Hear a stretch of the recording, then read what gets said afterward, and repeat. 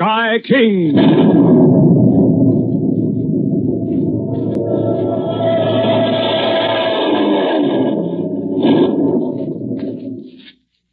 Say, gang, here's a question that should make you stop and think. Is your home really safe? Now, if you consider for just a moment, I'll bet the answer will be not always. And I'll bet the reason that it isn't always safe is that every now and then you forget to put away your toys, games, or sporting equipment. Those things can cause plenty of trouble if they're left lying around on the floor when they're not being used. Hundreds of people are hurt or killed every year in falls caused by things left underfoot. A baseball bat, a ball, a rope, a roller skate. Any one of these things can cause accidents if you give them a chance. Play with them, have fun with them, but put them away when you're through. If they're in their proper place, you don't have to worry about them. And your mother will thank you for being thoughtful and helpful, and you'll be doing your part to make your home really safe. Don't be careless. Remember this little jingle. All the time, everywhere, be cautious. Take care. Now, the adventures of Sky King.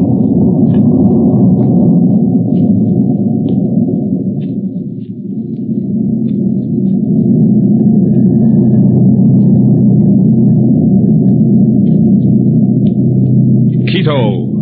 Snow-crested volcanic peaks 2 miles high, shrouded in cloud mist. Hot sunlight lancing through towering palm trees. Government buildings low and white. Houses made of pressed brick. Quito, streets teeming with people. Spaniards, mestizos, Indians. High heels and sandals. Ox carts and convertible coupes. Quito, capital city of Ecuador. Not very long ago, you remember, Prince Aron Zibi and the dwarf Baron were knocked out by Sky King and Jim Bell and were turned over to the Mexican police. Then, as the giant DC-6 roared toward Quito on the first leg of the journey to the land of the Diamond Scarab, a message came over the radio. This is Prince Aron Zibi calling Sky King. It's the prince. Hey, how can that bird be calling us from jail? Keep still, please. This is Prince Aron Zibi. The Mexican prisons are not very formidable, Mr. King. We had no difficulty in getting out. Oh, gosh, he escaped. Quiet, Penny. You will arrive in Quito before me, but I am not far behind you. And when I get there, I will strike. This time, Mr. King, I will strike without warning. Remember that. I will strike without warning.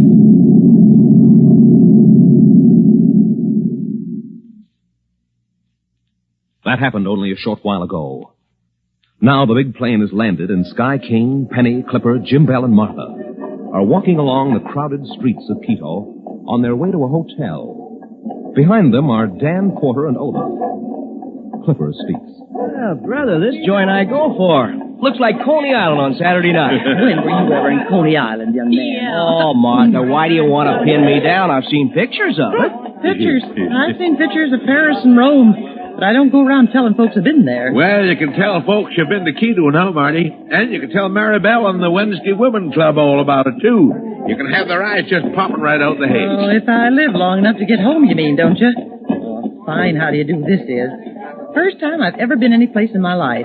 And no thanks to you either, Jim Bell. Oh. And now I suppose I'll get shot in the back or stabbed while I'm sleeping in my bed by that Prince what's-his-name. His name is Aron Zibi, Mom. Prince Aron Zibi. Well, it may be R&ZB to him, but it's what's-his-name to me. And you can take it or leave it. He'll take it, Martha, if you tell him to. He'll take something else, too, if he tries to come sneaking around me. I'll get me a club, that's what I'll get me. And if what's-his-name comes up poking his long snoot into my whereabouts... Bam, biff, bang. Yeah. No more what's-his-name. think you're smart, don't you, Mr. Clipper King? Well, let me tell you something. Whoa, save it, Marthy. There's one of them souvenir shops right across the street. Oh, where? You were right over there, see? You told me to tell you when I seen one. Oh, kind of nice-looking one, too, ain't it? Say, you think they'll have some of them gauchos in their Sky? What, Martha? What's that again? Gauchos. You think they'll have them in that there shop? Mary Bell asked me to bring her one. Mary Bell? Did she ask you to bring her home a gaucho? What's wrong with that, young lady? Nothing, Martha. Nothing at all. No, you get her one, Marthy. You march right across the street there and tell that guy to wrap you up on the newspaper. See if you can get one without a mustache, Martha. Mustache? A gaucho's a cowboy, Martha. South American cowboy. A cowboy? Well, that's all Maribel needs. And you weren't kidding me, none of it. I knew what they was all along. I was just a string. Sure, Martha. Well, here's our hotel, kids. The National now. Where'd Dan and Olaf get to? Oh, they're still in back of us, Guy. Oh. They're looking in the window. See them? Maybe they're shopping for gauchos. Huh, Martha? Oh, Mr. Smarty Pants, ain't you? I knew what... Yeah, sure, I know, Martha. You knew it all the time, didn't you? Push open the door for Martha, Clipper. Okay. We can wait in our rooms for Dan and Olaf. Oh, boy. I sure could do with a nice cold shower. Yeah, and me, I could sure do with something to eat. Me too. Oh, there's the clerk looking at us. Probably thinks we're a bunch of Euromentados. Huh? Hey, what's that mean, Martha? It means nuts, Mr. Smarty. I guess that'll hold you, Clipper. I guess so. Come on, let's ask the clerk for our rooms. Dan Porter reserved them by wire. Oh, buenos dias, señora. Buenos dias, Señores, que decía ustedes? Oh, gee, I wish they spoke French down here. Hold it now. We're a part of Mr. Daniel Porter's party, senor. I understand he wired for rooms. Oh, Señor Porter, certamente. The Señor Porter from the Estados Unidos. Oh, sí, the Señor Porter. Felipe, come quick. Quick, I say pronto. You call, senor? Do I call? I yell. I shout. I scream. You take these people to the room of the Señor Porter, you lazy one. To the suite of El Presidente. Oh, follow Felipe, please, señores. He will take you. Gracias usted, senor. Come on, guys. Follow Felipe. Gee, sweet as a Presidente. Golly. Boy, Dan Porter must be some guy. They make all this fuss over him. Here, senores. The suite of the Presidente. And here's something for you, Felipe. Buy yourself a hacienda. Oh, gracias. Muchas gracias, senor. No de qué. Does that mean thank you, Sky? It's better. I gave him $1. Well, what do you think, guys? Not bad, huh? Oh, it's wonderful. Gee, it's beautiful. Yeah, it's even all right. And there's something else to tell them Wednesday women, huh, Marty? They won't believe me. Oh, but it'd be fun, all this, if it weren't for that prince. Oh, what can he do? It may have been just bluffing. He isn't bluffing, Clipper. He's in dead earnest. Will he try to kill us, Sky? Yes, he may try, honey. But don't you worry about it. If we're careful and keep our eyes open, I don't think he'll get the jump on us. Oh, shucks. What do we got to stew about? Marthy'll get her club and she'll take care of the lot of us. How about it, Marthy? Well, I ain't staying alone, I'll tell you that, Jim Bell. So don't get no notions about going gallivanting around this here town. You either, Sky. Why, I wouldn't take a step without you, Martha. And now I think we'd better get cleaned up a little, don't you? Dan and Olaf will be along in a minute, and they'll want to eat, I know. They haven't got anything on me. Okay, then go get yourself washed. And don't forget your ears, Clipper King. Oh. Wash 'em with soap and dry 'em. Dry 'em good. All right. You too, Penny. Oh, gosh. We don't want none of these here Spaniards or whatever they be to thinking we ain't dry behind the ears yet. And your answer to that, kids, is a great, big, dignified silence. Get going. Yeah. It's later now, hours later.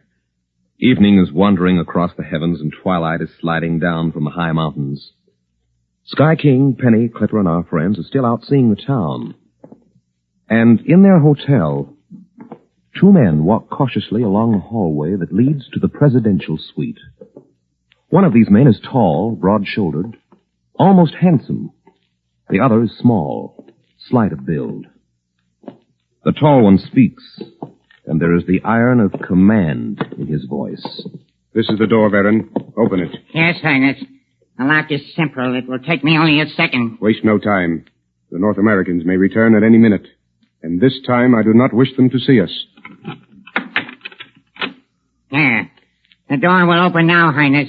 You have only to twist the knob. It should be the neck of that man King that I am twisting as I do this doorknob, then.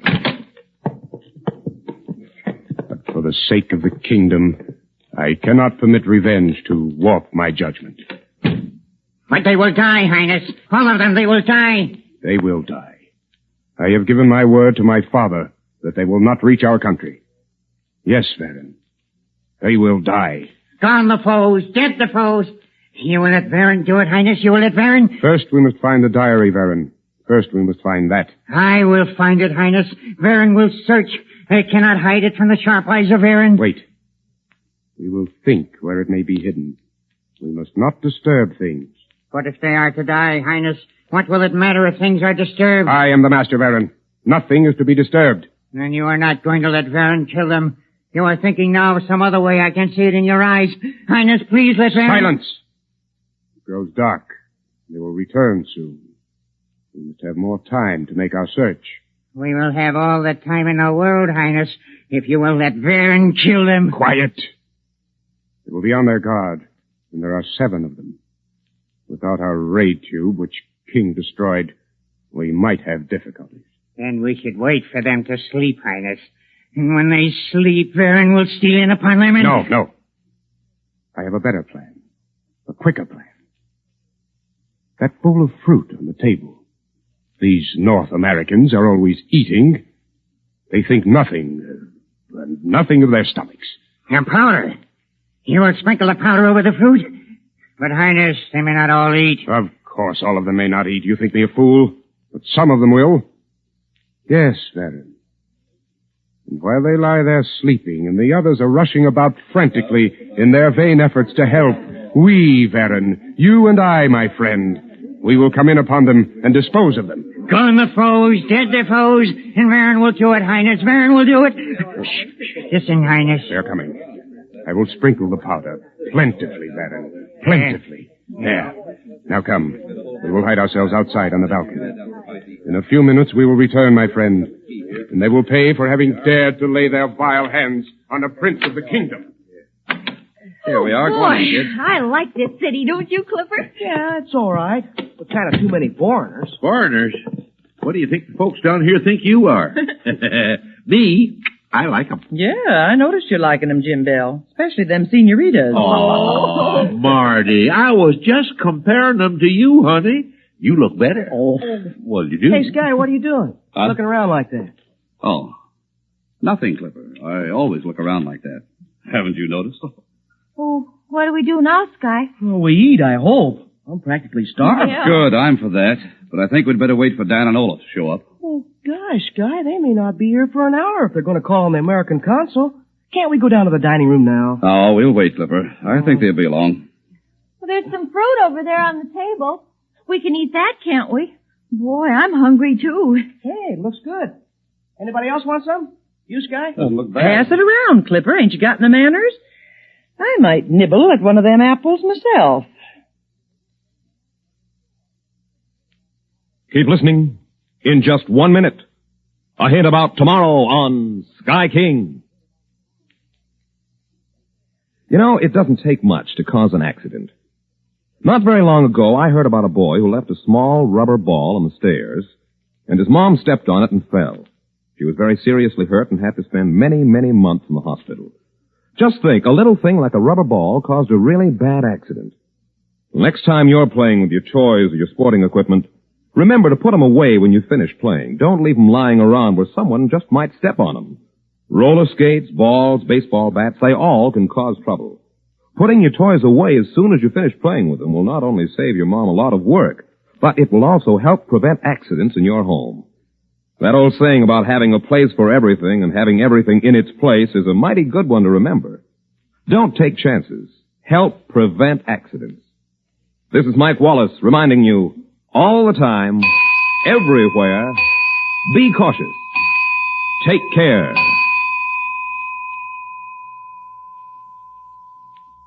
Are they going to fall in with Prince Aurangzebi's devilish plan? Will they eat that fruit? Be sure you're on deck tomorrow when we bring you Prince Aurangzebi reports to his father. Prince Aurangzebi reports to King Ramses IX. That's tomorrow on Sky King.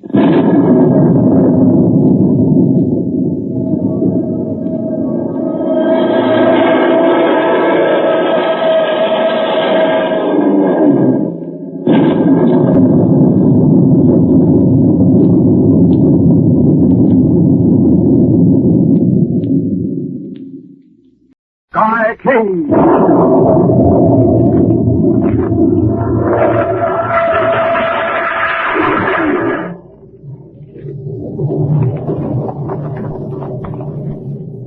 Say, gang, have you ever stopped to think of this? You might be a dunk. Do you know what a dunk is? Well, if you don't, I'll tell you. A dunk is a fellow or girl who takes chances. And believe me, that's not a good thing to be.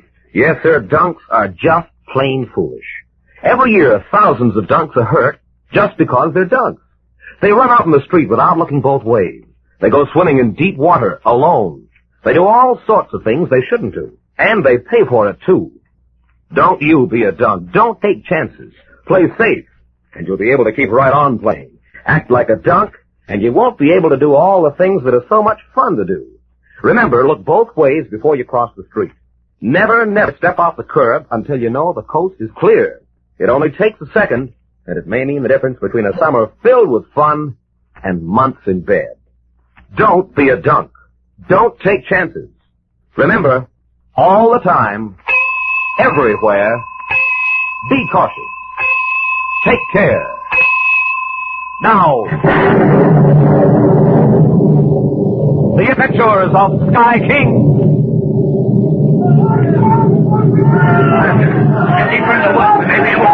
No chance at all. They'll get ashore. They will. They will. Keep going. Down this way, my friend. Pull them. Make it we can.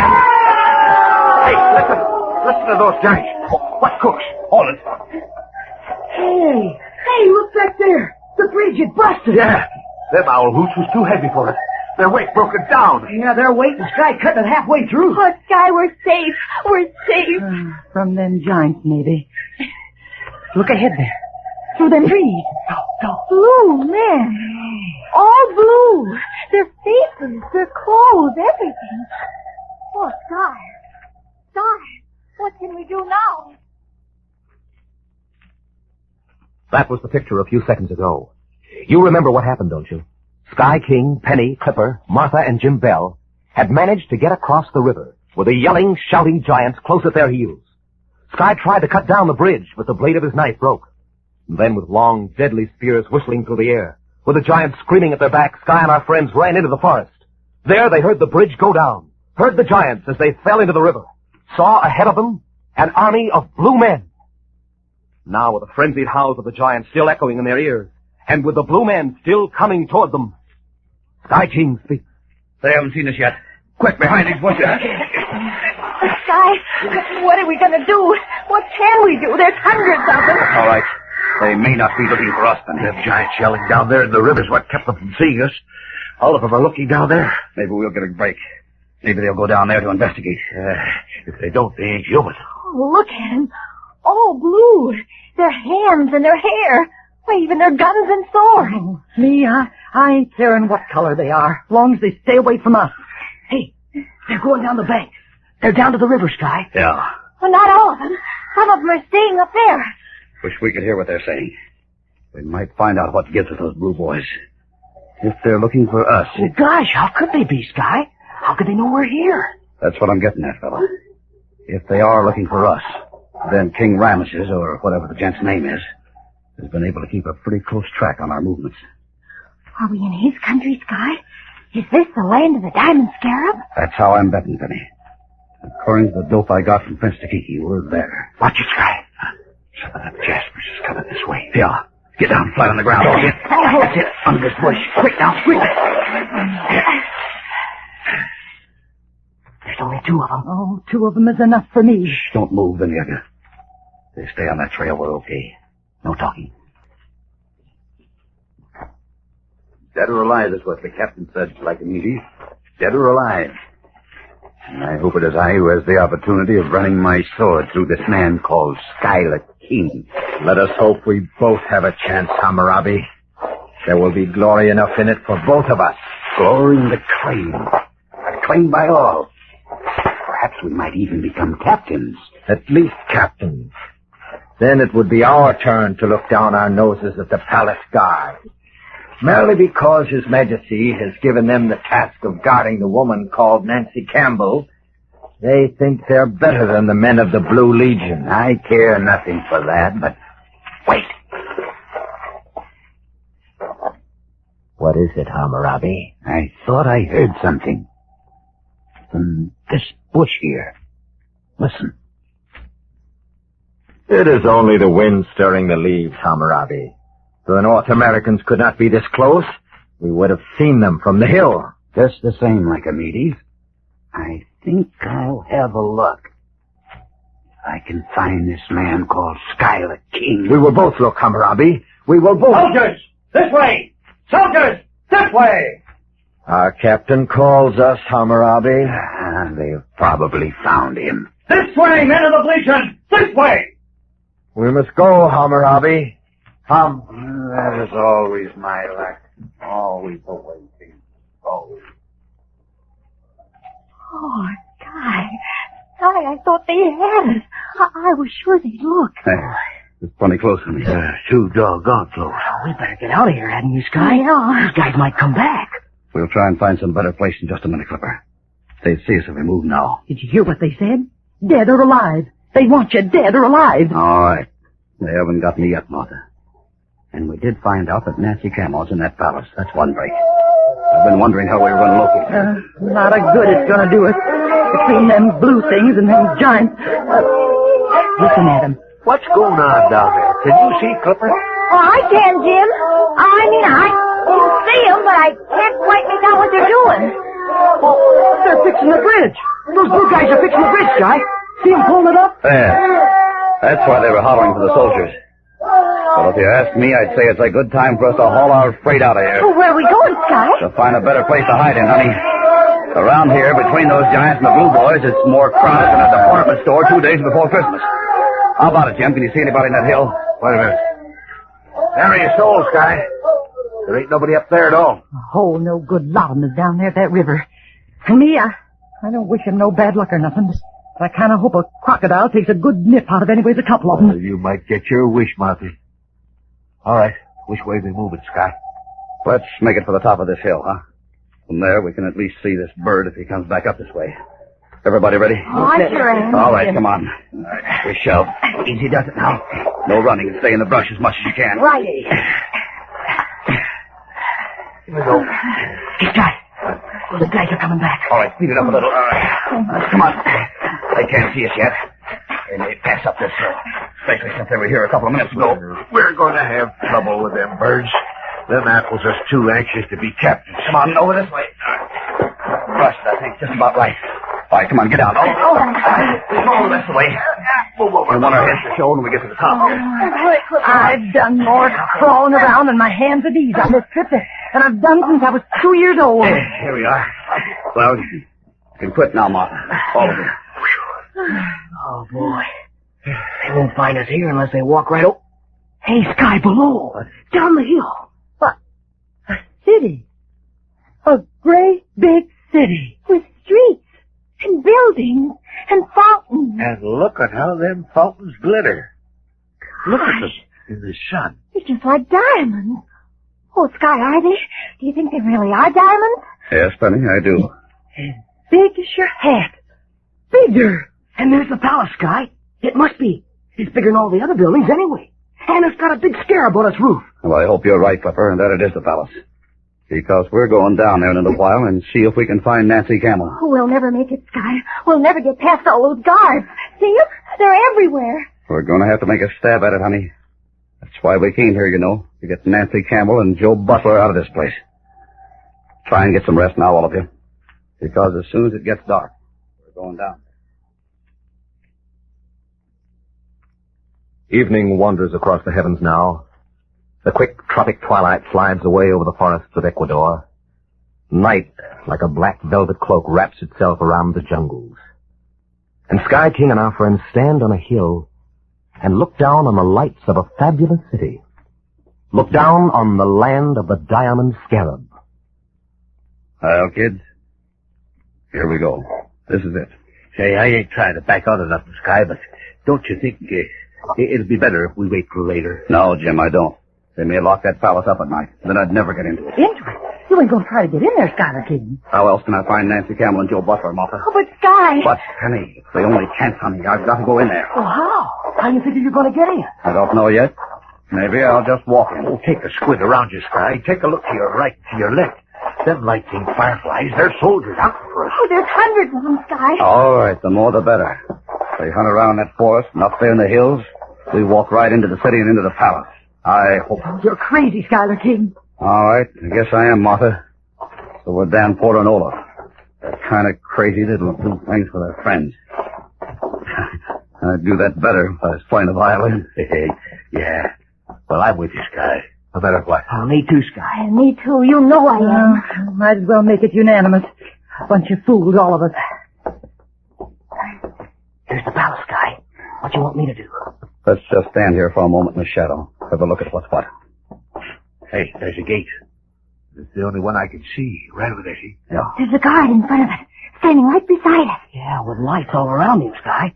We couldn't sneak up on him. All right, then we won't. I've got an idea. Maybe it'll work, maybe it won't. It's the only one I've got. Penny, Clipper, Martha, you stay here. Right here in this shadow now. Jim, you come with me. Sky, what are you going to do? Try out something, honey. Don't worry. Come on, Jim. Just walk naturally. Uh-oh. The guy sees us. He's walking towards us. Yes, I hoped you would. You let me do the talking, Jim. Here he is. Good evening, officer. Is this King Rames's palace? It is. Who are you? Oh, just a citizen, officer. Out for a little stroll. You are not a citizen. If you were, you would know His Majesty's palace. Well, what do you know? That's a horse on me, isn't it, officer? On the other hand... Oh! All right, catch him, Jim. Don't let him hit the ground. I've got him. Boy, you move plenty fast, Sky. You need to surprise me. Yeah, here, help me drag this bird into the shadows. Quick, quick. Oh, right. There. That'll do. Let him down. Now, tie him up. Get him. Copper, Penny, give Jim a hand here. Hurry now. Sure, Sky, sure. Boy, that was really a slick job. What are you going to do now, Sky? What? Me? Why, honey, I'm going into that palace. Keep listening. In just 1 minute, we'll continue with Sky King. You know, gang, automobiles are wonderful things. They make life more pleasant for all of us, provided we don't take any chances with them. Well, there's only one kind of person who takes chances around automobiles, and that person is a dunk. Sooner or later, dunks get hurt. They run out in the street without stopping to look both ways. They run in front of cars and hope the driver will see them and stop. They do all kinds of foolish things. As a matter of fact, dunks just aren't very smart. And you know, it's a shame, too, because dunks are just plain fellas and girls. The only difference is they take chances, and they get hurt. And don't you forget, some grown-ups are dunks, too. Young people aren't the only ones who risk life and limb by taking chances. The thing to remember is, don't start being a dunk, and you won't end up being one. Remember that, gang. Don't be an old dunk. Don't take chances. Look both ways before you cross the street. Stop on the curb and make sure the coast is clear. This is Mike Wallace reminding you, all the time, everywhere, be cautious. Take care. Sky King walks away. Walks through the gate. Walks into the palace. He did it. Sky got in. Oh, he's wonderful. Yeah, he's quite a guy. But come on, let's get this bird tied up. That's what Sky told us to do. Oh, here, use my necktie. Here's my handkerchief. You can gag him with that. Whoa. And Save it. Quiet. Look. Oh, Jim. Jim, look. Look, going in the gate. Guards. 10 of them. They'll catch Sky. Oh, Jim, Martha, they'll get him. They'll get him. Tomorrow, inside the palace. That's tomorrow on Sky King.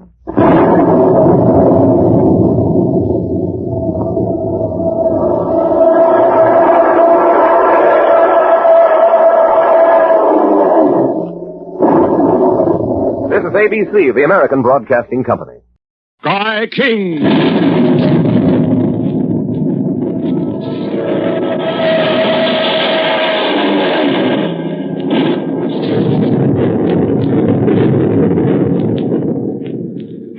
Excuse me, Mr. Snodgrass, but do you occupy that room alone? I can't see that makes any difference. But my wife sleeps in the next room. Does that answer your question? It does. Go ahead. You've been asleep quite some time. When I was awakened by a noise, I sat up in bed. But before I could speak, a man rushed past me and ran down the stairs. You're sure it was a man? Certainly, I'm sure. But you didn't recognize him. You didn't think at the time that it was Gene McCall? I didn't think anything. I jumped out of bed and turned on the lights. The safe was open, and the pearls were gone. Who knew the combination of that safe beside yourself, Mr. Snodgrass? My wife and my daughter. And that's all. 3 people again. What then? I started down the stairs after the thief when my wife... George, what happened? Somebody broke in here. Somebody just stole that string of pearls out of my safe. Stole the pearl? Who, George? Why, who would do a thing like that? Quite a few people, my dear. A question that puzzles Sky and the sheriff. Today on Sky King. Say, gang, knives are made for work, not play. Even small knives can be very deadly when in the wrong hands. And hands that are not working are wrong hands. You know, many fellas and gals have lost the sight of an eye because they were careless with knives. The number of fingers and arms and legs that have been badly cut can't be counted. No one ever thinks he's going to cut himself when he starts fooling around with sharp knives, but it happens many, many times. Don't play with knives or other sharp and pointed tools. Leave them alone. If you see one lying around within the reach of smaller children, put it away. If you do need to work with a knife, handle it carefully. Never cut toward yourself. Always keep the pointed end away from you. Never throw a knife around. Always put it away where it belongs. You have only 2 eyes and 10 fingers, so don't take chances with them. Always remember this little jingle. All the time, everywhere, be cautious. Take care. Now, the adventures of Sky King. I tell you, I know darn well who stole them. Gene McCall. That's who. Gene McCall. Hold it, Mr. Snodgrass. Hold it. You told me yourself just a couple of seconds ago that you didn't know how Gene could have gotten into your house. You told me yourself that he was out with your daughter and nowhere's near your place that night. I don't care what I told you. I want that man arrested. I want him arrested today. Today. Do you understand? Today. That was the picture a few seconds ago. You remember what brought it about, don't you? A string of pearls, security for $10,000, had been stolen from George Snodgrass, president of the Fifth National Bank of Grover. The sheriff had asked Sky King to help in trying to find out who stole them, and Sky and Penny had gone to the sheriff's office to hear the story about the theft. Well, now, still demanding the arrest of Gene McCall, Banker Snodgrass raises a trembling fist above his head and brings it down on the desk before him with a resounding crash. I want McCall arrested. I want him arrested at once. And I don't want to hear any more talk about it. Maybe you don't want to hear any more talk about it, Mr. Snodgrass, but I do. Why, you just keep still a minute now. Now, you're a rich man, Mr. Snodgrass. You own a bank and the power company and a bus line and a lot of other things around this town. But I'm the sheriff.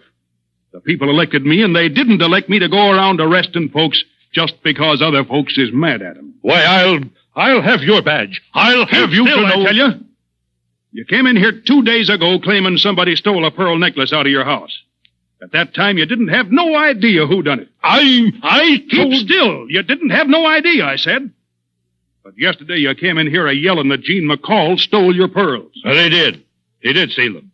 I've had time to think about it. And I know he took them. And maybe so, but from all you told me, there ain't no proof. Now, let me finish. I'll get a hold of Gene and have a talk with him. But I ain't arresting him. The county of Grover can't afford no lawsuit for false arrest. Maybe your bank can, but Grover can't. He wouldn't dare sue me. Don't kid yourself, Mr. Snodgrass. Gene may be kind of scared of you, but his lawyer wouldn't be. What lawyer? Who's his lawyer? As far as I know, he ain't got one. But if you have him arrested, he'll get one. Even if the boy has no money, the court will appoint one for him. And if it's proved that you had him arrested for spite, his lawyer will advise him to sue the pants off of you. What's more, he'll collect. Well... So, supposing you stop acting like a man what ain't got all his buttons and tell Sky King here the story. Maybe Mr. Snodgrass doesn't want to tell it to me, Sheriff. After all, it's really none of my business. I want you to make it your business, Sky. That's why I asked you to come here. It's a kind of a complicated affair, and me, well, I need your help. Well, thanks, Sheriff. How about you, Mr. Snodgrass? He ain't got nothing to say about it, Sky. Well, I'd like to hear what he thinks. How about it, Mr. Snodgrass? Do you want me in on this thing? I can't see where there's anything to it, King. Gene McCall stole that necklace. It's cut and dry. Then I'll bow out. Come on, Penny. Now, Sky, sit down. I make the decisions about who I want to help me and who I don't. I need your help. Now, sit down, won't you, as a favor to me? Well, if you put it that way, Sheriff. That's the way I put it. Now, Mr. Snodgrass, you want that pearl necklace back, don't you? Well, of course. You want the person who stole it convicted, don't you? Naturally, I want him convicted, but I'm telling that you... Gene McCall is the thief. That's what you say now. But I say there's no evidence, no proof. Now, tell Mr. King the story.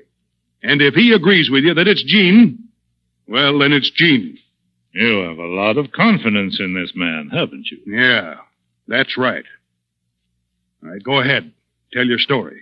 Well, there's no point to it. But I'll pamper you. Thanks. Ask him all the questions you want to, Sky. Go on, Mr. Snodgrass.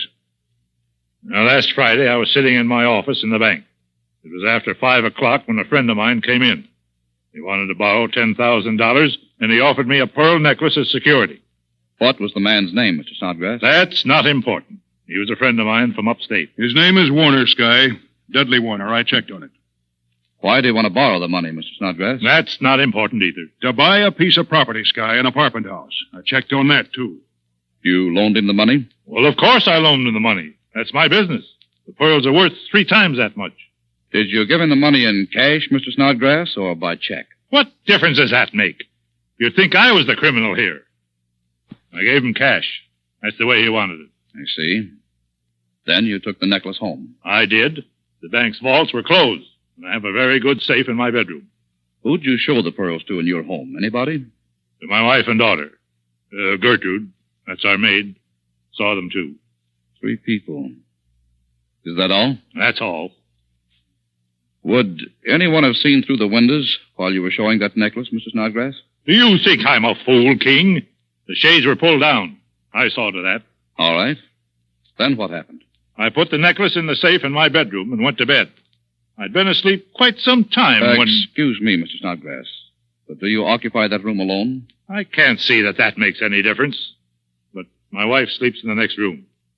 Does that answer your question? It does. Go ahead. You'd been asleep quite some time. Well, when I was awakened by a noise, I sat up in bed. But before I could speak, a man rushed past me and ran down the stairs. You're sure it was a man? Certainly, I'm sure. But you didn't recognize him? You didn't think at the time that it was Gene McCall? I didn't think anything. I jumped out of bed and turned on the lights. The safe was open and the pearls were gone. Who knew the combination of that safe, besides yourself, Mr. Snodgrass? My wife and my daughter. That's all. 3 people again. What then? I started down the stairs after the thief. When my wife came out of her room...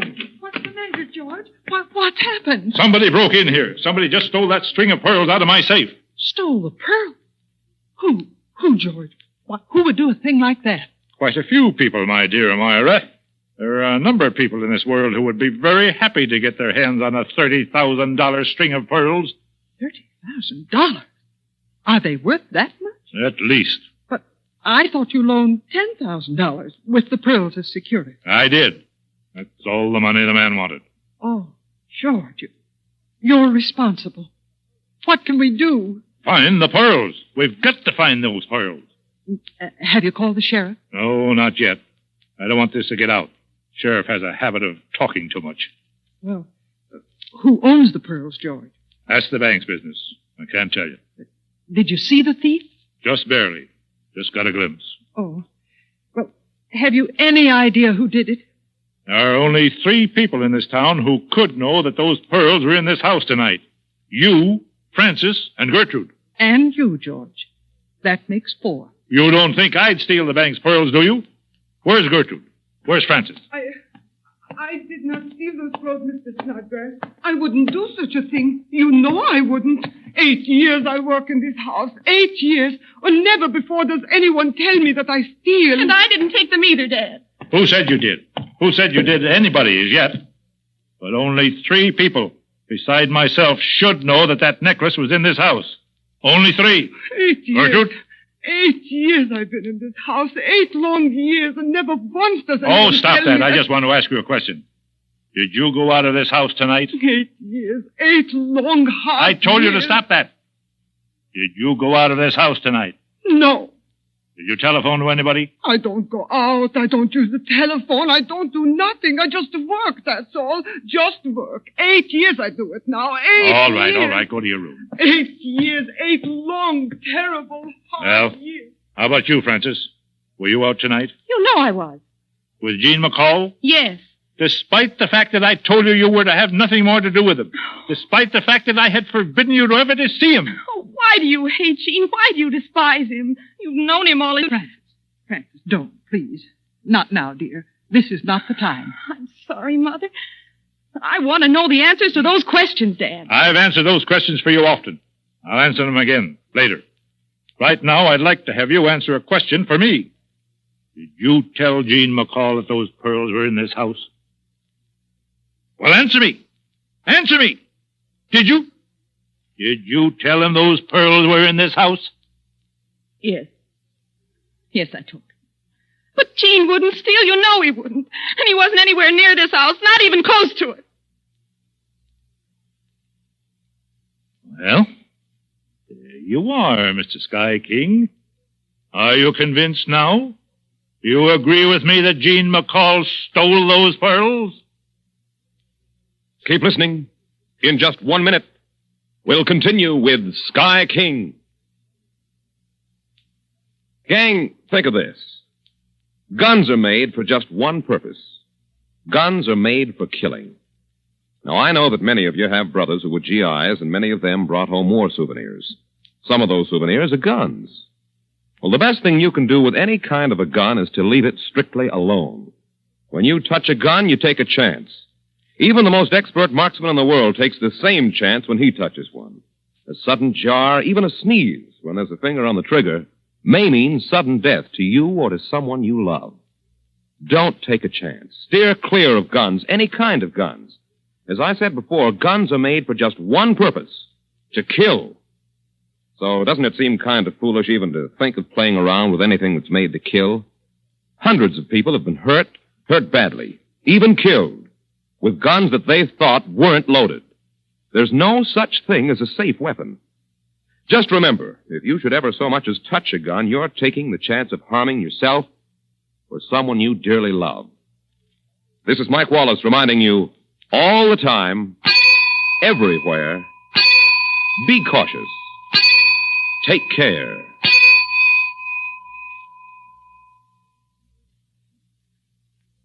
George Snodgrass sits there in his chair, grim, scornful, waiting for Sky King to answer him.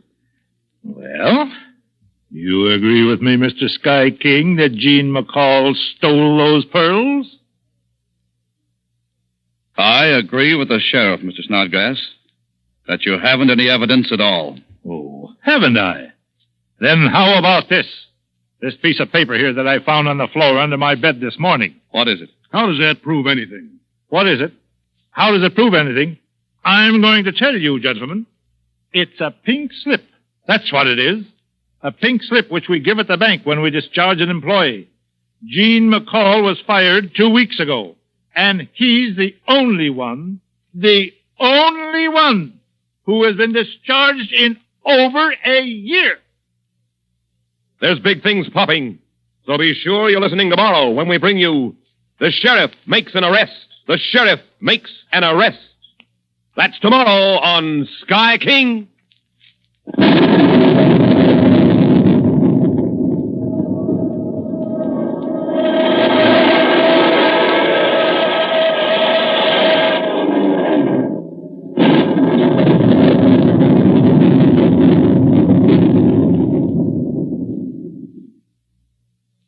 This is ABC, the American Broadcasting Company. Sky King.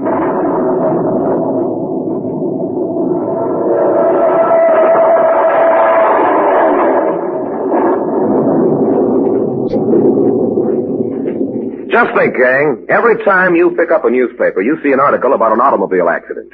Day after day, week after week, year after year, it's the same old story.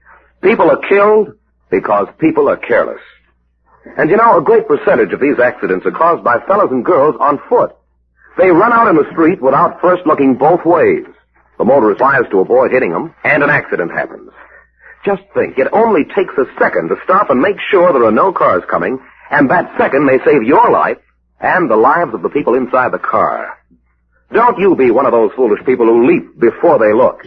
Every time you cross the street, stop for just a second and look both ways before you step off that curb.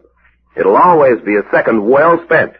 That single second will add years to your life. Don't be careless. Remember this little jingle. All the time, everywhere, be cautious. Take care. Now, the adventures of Sky King. Yes, sir, Mr. Miller. She says to me, now, you go and get Benny Miller. Nobody else now, she says. But you be sure to get Benny. Yeah. And then she give me $2. She must like you, huh? I like you too, Benny. I'm crazy about you. You again. Yeah, me again, Benny. And this time you're going for a little ride with me. That happened only a few seconds ago, when Sky King, Penny, and Jim Bell went to the gambling joint known as the Four Deuces to look for Benny Miller. Benny, remember, was one of the thugs who held up Sky, forced him into an automobile, and took him for a ride into the country. And there, with a very pointed warning to lay off trying to find out who stole the pearl necklace from George Snodgrass, they let him go. But Sky, playing a hunch that Benny knew who the real thief was, wanted to have another talk with him. So, disguised as a cab driver, Jim Bell went into the Four Deuces, where by talking about a mysterious lady who wanted to see him, he succeeded in getting Benny to walk outside into a trap. Right now, it's a little while later, and our friends with Benny Miller are in the sheriff's office. Benny is not at all subdued. As a matter of fact, at the moment, he is quite angry. Smart guys, ain't you? A couple of smart guys. Yeah, we're smart, Benny. Now let's see how smart you are, shall we? Ain't you going to wait for the sheriff, Sky? He'll be along pretty soon, Jim. And he asked me to see what I could get out of Mr. Miller. You're wasting your time, King. We'll see. Shall I go along with the intelligence test, Benny? Sure, go ahead. Maybe you'd like me to tell you my life story, huh? Some other time, Benny. Not that it wouldn't be interesting, but right now I'd rather you tell me who stole the pearl necklace. What necklace? Oh. So you're going to play that way, huh? All right, we'll play that way. It was in the papers, Benny.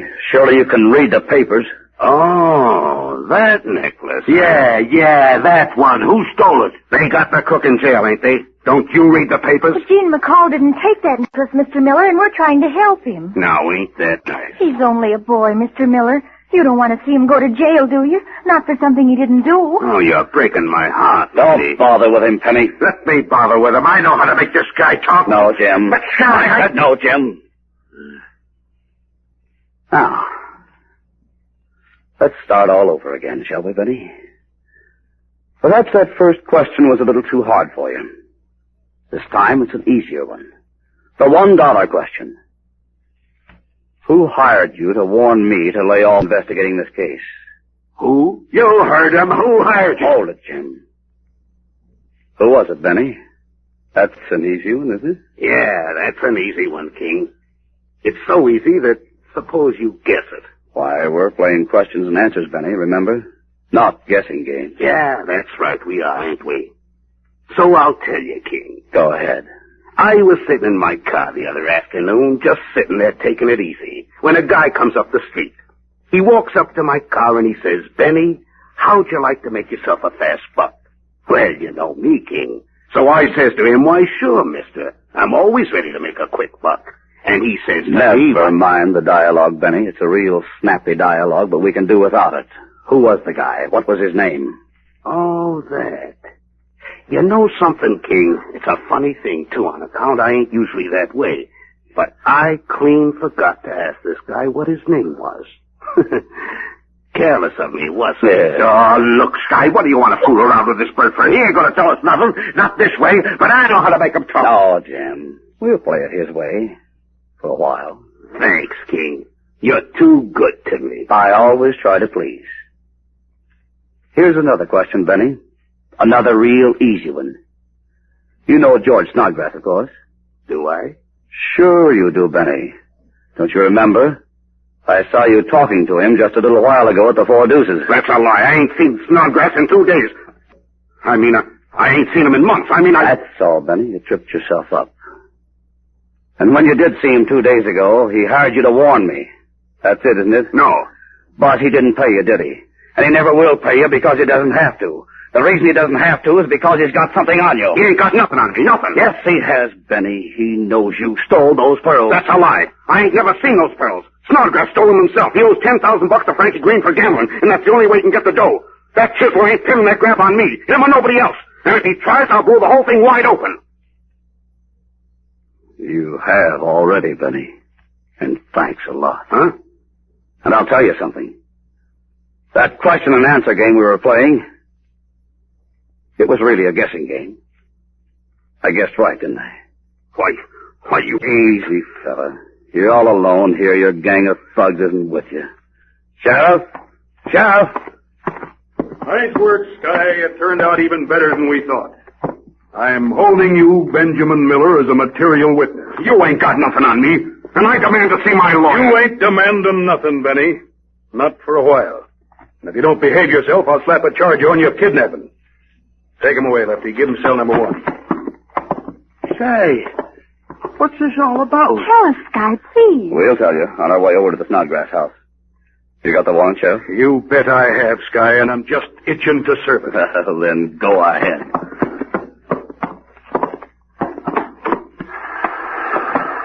Come on now, spill it. What are you two guys up to? It was Sky's idea. But the sheriff had the dope. Oh, golly, a mutual admiration society. What was it, Sky, please? Well, really wasn't much to it, was the sheriff? No, not much, Sky. All right, don't tell us. Come on, Jim, let's you and I go out and catch a couple of crooks all by ourselves. We're going to tell you, honey. Right now, without any more kidding around? Without any more kidding around. Oh, then tell. Well, the sheriff knew that Benny Miller was a fence. I know what that is, Sky. It's a receiver of stolen goods. Well, there you go. Isn't that just like a woman, Sheriff? They beg you to tell them something, and when you begin, they bust right in and start telling you something. I'm sorry, Sky. I didn't mean to interrupt. Okay, baby, I'm just having fun. Anyway, the sheriff knew that Benny was a fence. And from a couple of little remarks that were dropped while they had me out riding in their car, I got the idea that somebody had approached Benny and offered to sell him the pearl necklace. But you didn't know it was Snodgrass, huh? We didn't have any idea that it was him. But Sky found out that Snodgrass visited the Four Deuces. Oh, that's why you were trying to find out when you asked that bird at the gambling joint if Mr. Snodgrass was around, huh? Yeah, Tim. And the man knew him, which proved to me that Snodgrass went there often. When we knew that much, the rest was just getting Benny to talk. Yeah, that was easy. But it was the way you handled it, Sky. By letting him think he was putting it over on you. But you didn't know that Mr. Snodgrass owed the Four Deuces a lot of money, did you? No, honey, we didn't. And you were just bluffing about Benny stealing the pearls, weren't you? That's all, baby. And it was a pretty weak bluff. But it worked. Yeah, it worked. Most of those crooks are like that, you know. If you can just get them off balance, if you can take them by surprise and catch them just one lie, they'll spill their works usually. And now you're going to arrest Snodgrass, huh? That's what we're going to do, Jim. That's just what we're going to do. Well, here's his house. Yeah. Gee, I feel sorry for his daughter. Yeah, so do I, Penny. Sorry for Francis, but glad for Jean McCall. Somehow those things kind of even themselves up, don't they? Yeah, they sure do. Oh, you want I should ring the Chevelle, Sheriff? If you will, Jim. Jean McCall will get out of jail now, won't he, Sheriff? Tomorrow morning, Penny. The very first thing. Oh, good. Ring that bell again, Jim. Okay. I guess everybody's asleep. No, here comes somebody. What? Why, Sheriff. Has something happened to Jean? Jean's all right, Francis. Is your dad home? Oh, he's in bed, Sheriff. It's after 11 o'clock. Yeah, I know. I'm sorry to bother you, but I want to see your father. Of course, Sheriff. I'll tell him. I'll tell him, Franny. You just kind of lead the way, huh? Is something the matter, Sheriff? Is there you, all these people? What's happened? Well, maybe you just better take us up to your dad's room, Franny. Us? What's this all about, Sheriff? Who are these people? Oh, excuse me, Franny. I kind of forgot. This here is Skylar King. Hello, Miss Snodgrass. Sky King? Are you Sky King, the man who's helping Jean? Oh, I'm sorry I was rude. Jean told me all about you. About you and your niece Penny. You're Penny, aren't you? Yeah, I'm Penny. And you'll be Jim Bell. Yes, sir. Oh, Jean's talked about all of you. He's told me how perfectly swell you've been to him. Oh, please come in, won't you? But you want to see my father, don't you? Why, Sheriff? Maybe I'd better tell him, Franny. You just lead the way upstairs. I don't understand, but please come on. Try not to make too much noise. My mother's asleep and she hasn't been feeling too well.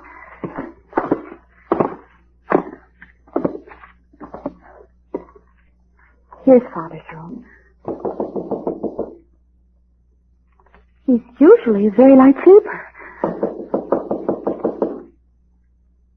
I'll open the door, Franny. Father? Father? He doesn't answer. Turn on the light, Franny. Why, this room is empty. Your father's gone, Francis. Do you know where? Answer me. Do you know where? Keep listening. In just 1 minute, we'll continue with Sky King. You know, a speeding train is an impressive sight, but remember, even watching it can be dangerous. That's right, I said just watching it can be mighty dangerous. Not long ago, an 8-year-old boy was watching a speeding streamliner, but he stood too close to the tracks and the train sucked him in under the wheels. Now just think, if that boy had stood back a few feet, he'd be alive today. It's all right to watch trains, but don't get too close to them. Stay away. Of course, I know you'd never play around trains at tracks. Everyone knows that's just plain foolish. Anyone who would do a thing like that is just begging for a trip to the hospital, or worse. No, sir, the less you have to do with trains, besides going places in them, the better off you'll be. Watch them, but watch them from a distance. Don't take chances. This is Mike Wallace reminding you all the time, everywhere, be cautious. Take care. It's seconds later now. Frances Snodgrass stands without moving. Her eyes frightened, staring at the empty bed. Answer me, Francis. Do you know where your father went to? I don't, Sheriff. I don't. You saw him earlier. He said goodnight to me and came upstairs. Oh, what's happened? Please tell me what is. I have a warrant for your father's arrest, Francis. Arrest? For stealing a pearl necklace. I don't know what to say. I can't think. Come over here and sit down, Francis. I'll try to tell you about it. Look, Sheriff. Have a look at what I found over here by the telephone. Why, one of them pink discharge slips. Yeah, with a bunch of numbers on it. They're more than just numbers. Have another look at them. Those top ones are arrival and departure time of a train or a plane. And that number there's a telephone number. Yeah, but Sky, what does that get us? I think, Jim, that when we check up on those numbers, we're going to know where Snodgrass has gone. There's excitement and thrills coming up. Listen tomorrow for Leaving at 10:45. That's tomorrow on Sky King.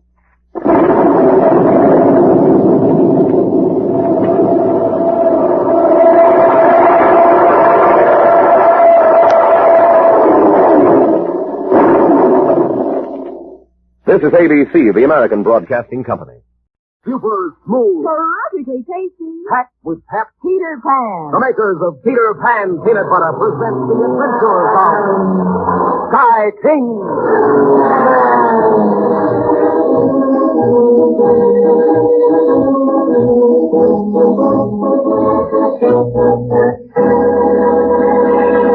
Next time you want a sandwich really good, reach for the Peter Pan Peanut Butter Jar. It's delicious, it's smooth, it's loaded with energy. At mealtime, it's a treat for in-between meals it can't be beat.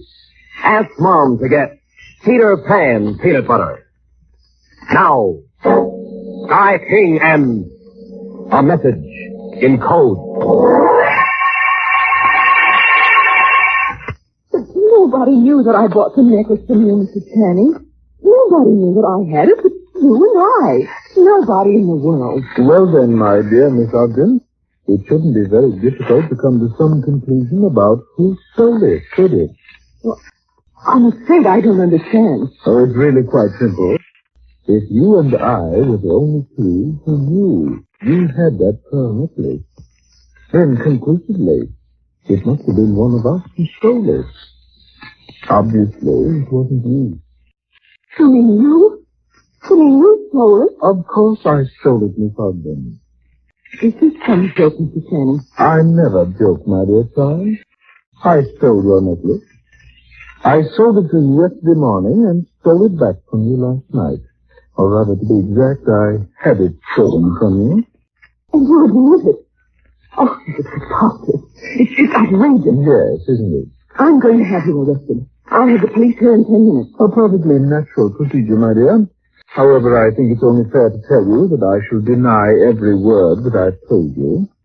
I shall tell the police that you are, if you pardon the expression, talking to your very pretty hat. All right, deny it. Go ahead. But I'll tell them that you stole it. Your word against mine, my dear Miss Ogden, seldom accepted as proof in the court of law. But I'll prove that you stole it. How, my dear? Did you see me take it? Have you any witnesses? You think I'm stupid enough to have the necklace here in my possession? No, dear lady. I am very positive that you won't be able to prove it.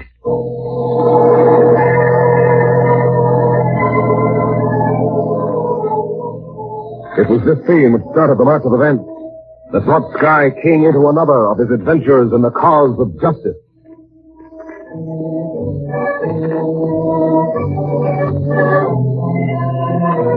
We'll find him now in San Francisco's Chinatown, walking along Bush Street with Kenny, Clipper, and Martha Bell. They're on their way to call upon an old friend of Sky's, Mr. Wong Yuen. I kind of like this Chinatown, Sky. It's different. Kind of Chinese looking. Smart today, aren't you, young man? Oh, just the same as usual, Martha. No difference, no change. Same old genius. Exactly the way I feel about it myself, Martha. Oh, we stand here, kid. We're looking for number 36, genius. That's a 3 followed by a 6 in case you're doubtful, genius. Okay, have your fun. Sky, do you think this Mr. Wong, this man is going to see, will know about that Channing fella? Oh, he'll know about it, Martha. But whether he knows what we want to find out is something else again. Sky, Huh? how long have you known Mr. Wong? Well, gosh, you got me there, Penny. 8 or 10 years, I guess. Oh, you met him when you were in the FBI, didn't you? Yeah, Clipper. We worked on a case together. Oh, there's his place. Oh. That one with the yellow door. Have you ever been in his house, Sky? Just one, Penny. Well, what do we do? Knock with that Jew Willie hanging on the door, or do we ring the bell? Well, let's just try it the easy way, huh? Yes, please. Don't you do things like that to me, young man? So you scared me out of 7 years' growth. So sorry, but lights come on inside when you stop in front of doorway. You mean you don't have to ring the bell? You don't have to knock? Oh, sake, what won't they think of me? You wish for something, please? Is Mr. Wong home? May I ask who is inquiring, please? My name is King. Schuyler King from the Flying Clown Ranch. I'm an old friend of Mr. Wong. Oh, please to come in. Thank you. You will please to follow me. Yes. Ah, look at all this stuff. All this stuff, genius. It's Chinese art. All right. You will kindly to seat yourselves, gentlemen, ladies. I go to acquaint Mr. Wong of your presence. Eat ourselves. I'm top. Cushions on the floor. Well, you can squat down that low, can't you, Martha? With help. I can squat down as low as I've a mind to Clipper King without any help from anybody. But maybe I couldn't get up here. Maybe I couldn't too, Martha. So perhaps we both stand up. Yeah. This sure is a beautiful room, isn't it, Sky? Yeah, certainly is, Benny. Boy, that hard green. It's lovely. And that little green vase. Mary Bell's got a vase just like that. Just like it. A friend of hers brought it back to her from China. You know what she told me it cost? $19. $19. I don't believe it. Do you, Sky? A little thing like that. $19. I don't know about Maribel's vase, Martha, but that little vase you're looking at is worth several $100. It's mean, isn't it, Sky? I think it is. Hey. Oh, what was that? Dinner already? God, that wall. It's sliding back. Oh, please don't get you, Martha. But there's nothing back of it. It's just black. It's dark. Keep your shirt on. It won't be dark long. There. Now it's all lighted up for you. And here comes Wong Yuan. Hey, this I like. Swing a gong, a waltz like that. Swing another one, lights come on. That's the stuff for the flying crown. Right. Color King, my old friend. C.O.M. It is with greatest pleasure that my ancient eye feast upon you once again. Well, thanks. I'm certainly glad to see you too, Mr. Wong. It's been a long time. Far too long, Color. But what brings you to my humble dwelling? I hope it is only the desire to renew our friendship. However, I fear that is not the case. Well, I'm sorry to say you're right, Mr. Wong. We need your help. But first, I'd like to have you meet my friend and housekeeper, Mrs. Mark Of El Diablo. Oh, I am indeed honored, Mrs. Ben. Me too. And my niece and nephew, Penny and Clifford King. Hello, Mr. Wong. I am overcome with pleasure. Welcome, all of you, to my poor house. Thank you. Thank you, Wong. Tell me, Gala, what is it you wish of Wang Yuan? Command, and it is yours, old friend. We want some information, Mr. Wong. Some information about a man named James Kirk Channing. James Kirk Channing? Ah, yes, it is he who owns a jewelry establishment on Montgomery Street. That's right. What do you know about him, Mr. Wong? My friend, I know a great deal about Mr. Channing.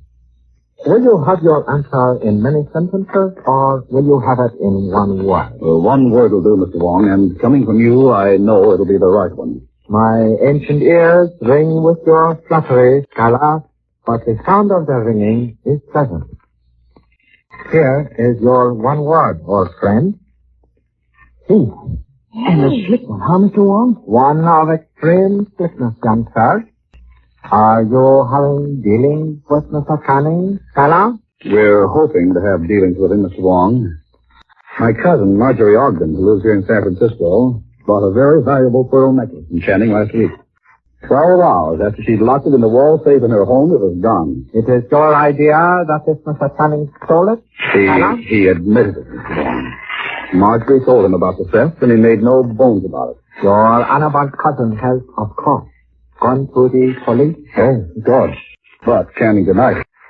He even hinted that my cousin was trying to blackmail him. Years of him. His poor Margie's full of tale, too, Mr. Wong. But she doesn't even have any proof that she bought the necklace from him. He is a simple one, my friend. For many years, I have heard reports of his evil ways. Now, of course, you wish the necklace back. And if I know you, Skylar, you wish also to place Mr. Channing behind the bars in prison. That's it, Mr. Wong. Can you help us? Perhaps I can, Skylar King. Perhaps. Yes, perhaps I can help you. But this ancient and worn body of mine rebels now at such movement. So I must ask you to go without me to a countryman of mine, to a man who calls himself Hoy Sam.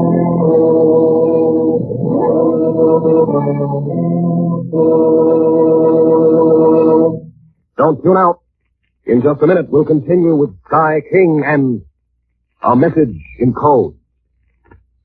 The gang, listen to this and see if it doesn't make good sense to you.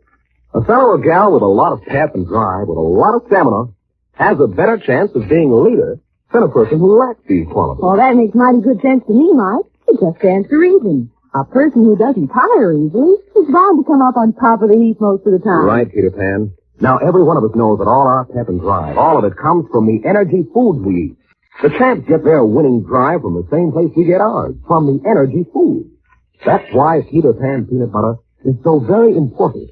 It is one of the best energy foods you can eat. And laboratory tests have shown that as an energy food, you'll have to go a long way to find anything that can even equal Peter Pan peanut butter.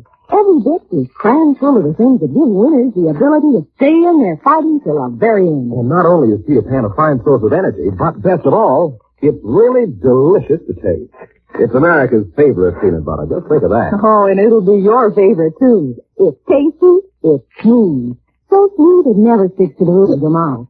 And it spreads on the softest bread with just a flick of the knife. Remember that, gang. Tell your mom you want to try a really important energy food. Tell her you'd like to try some Peter Pan peanut butter. Ask her to put it on her very next shopping list. And you know, gang, we're all saving food these days, so don't waste a morsel. That's Peter Pan peanut butter. America's favorite. Now, back to Sky King and a message in code.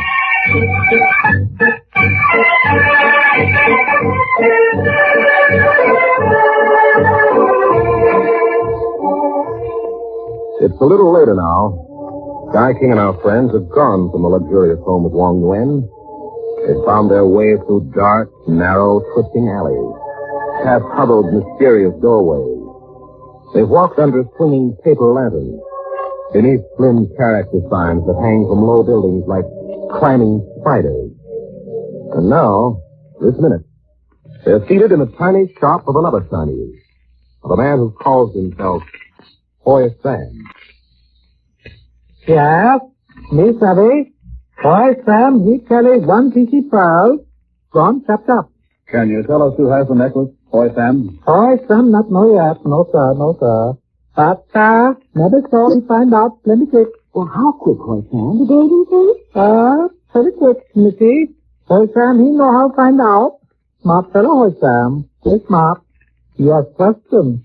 From just along here to just along there. Bye. Never call, find answer. Will you let us know when you find the answer, Hoi Sam? You come back 5 o'clock. You study 5 o'clock? Till answer go bong, bong, bong, bong, bong. You study? Yeah, we catch on, Hoi Sam. Sure. We'll be back here at 5 o'clock. You come then, catch them hook. Catch them one piece pearl. You shoot close or send jail house? We'll send him to jail, Hoi Sam. Oh, well, okay. Hoi Sam like another fashion, but okay. You come back 5 o'clock. Goodbye.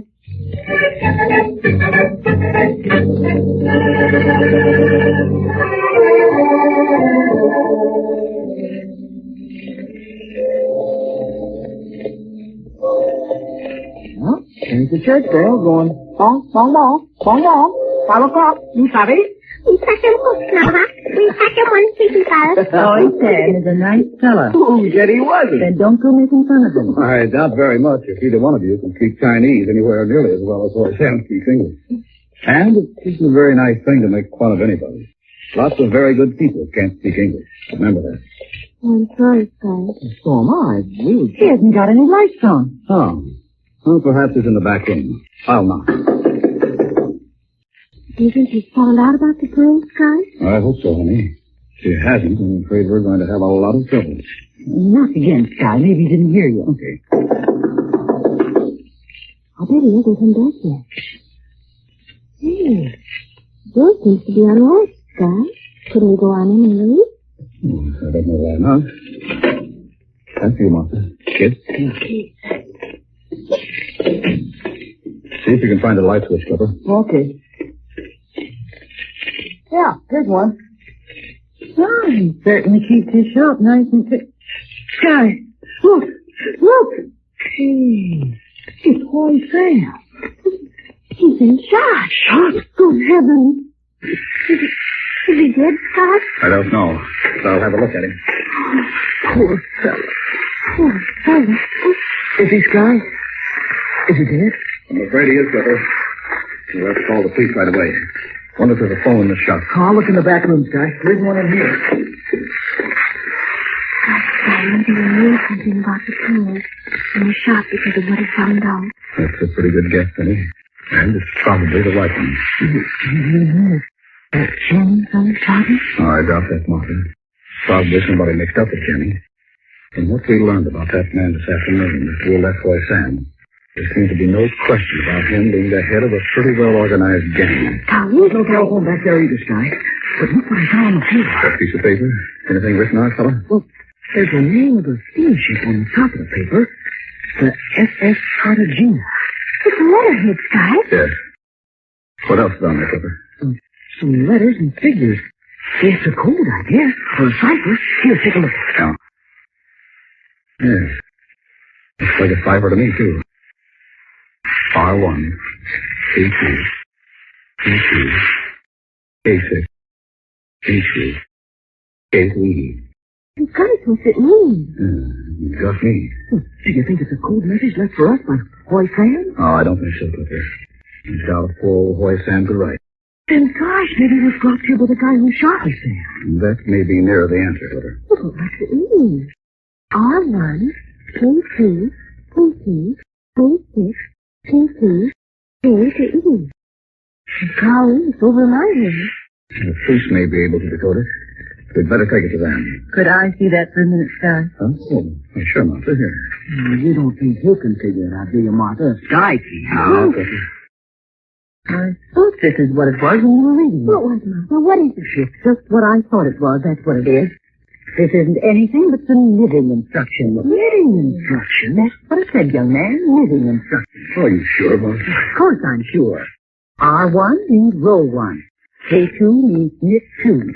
P2, purl 2. K6, knit 6. P2, purl 2. K to E, knit to N. That's all there's to it, Sky. It's somebody's knitting instruction. Oh, for crying out loud. Oh, but Sky, what would Hoy Sam be doing with knitting instructions? Well, he wouldn't be doing anything with them, honey, I don't think. But the person who shot Hoy Sam may have dropped that piece of paper. A woman. Maybe. Anyway, that's who we're going to look for. First, we'll report this murder to the police. And then we'll try and find a ship. A steamship named the Cartagena.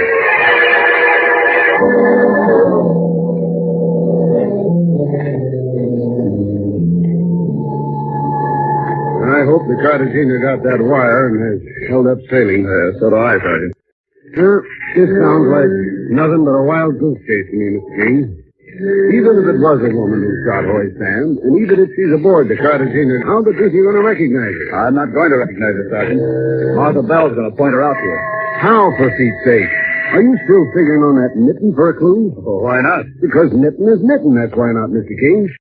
There may be 20 women in the Cartagena, all with knitting in their cabins, or in those handbags they carry around. You expect me to arrest the whole bunch of them? You won't have to arrest only one of them. Because I'll know that knitting stitch when I see it. Are you trying to tell me that I won't? Not me, Mrs. Bell, not me. I'm not trying to tell any women anything. I'm a married man. There's the Cartagena, Sergeant. Off the port. There's a light on the stern. You can read the name. Let her over there, Joe. I'll have the captain call all the passengers into the main lounge, Mr. King, and we'll make a search of the cabin. If we don't find that knitting in any of them, then we'll search the passengers. Now, when I was beefing back there, I should have known that when a woman says she knows something, she knows it. Yes, sir, I should have known. Like I said, I'm married.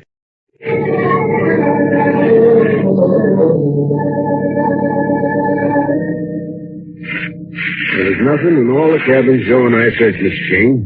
No knitting of any kind. I found 2 knitting bags, Sky, but Martha said it wasn't the right stitch. Nothing, Sky, and we've searched every single cabin. Then we'll have a crack at the passengers. Come on, Mr. King, into the lounge.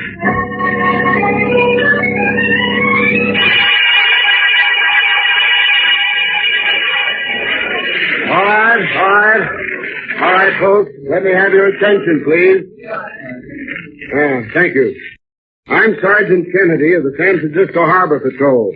We're looking for a murderer. We have reason to believe that he or she is aboard this ship. We think we'll be able to identify the person we're looking for by something in his or her possession. So, I'm going to ask all of you to step up this cable. The gentlemen, I'm going to ask to turn out their pockets. The ladies, to permit us to examine their handbags. No, just 1 minute, please. Just 1 minute. Now, you may refuse to allow this if you care to. That's your legal right. But those of you who do refuse will be taken ashore on a John Doe or Jane Doe warrant and formally searched in the police station. All right, now line up, please, in a single file and walk up to this table. And ladies, don't forget your handbags.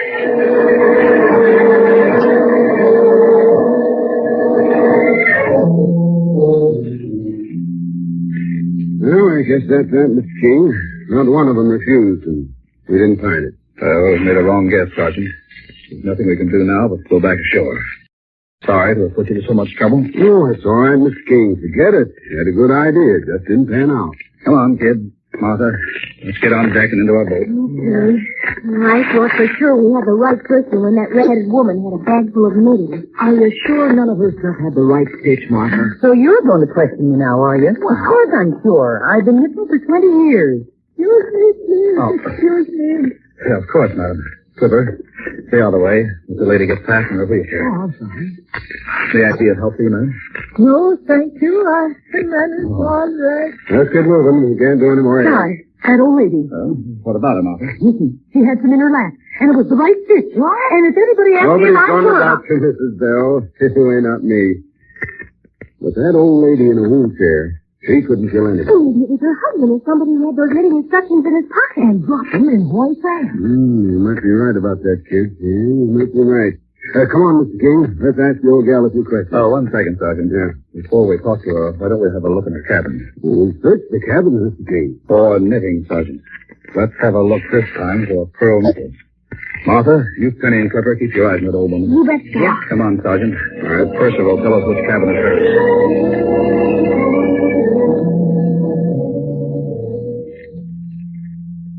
I hate people who say, I told you so, Mr. King.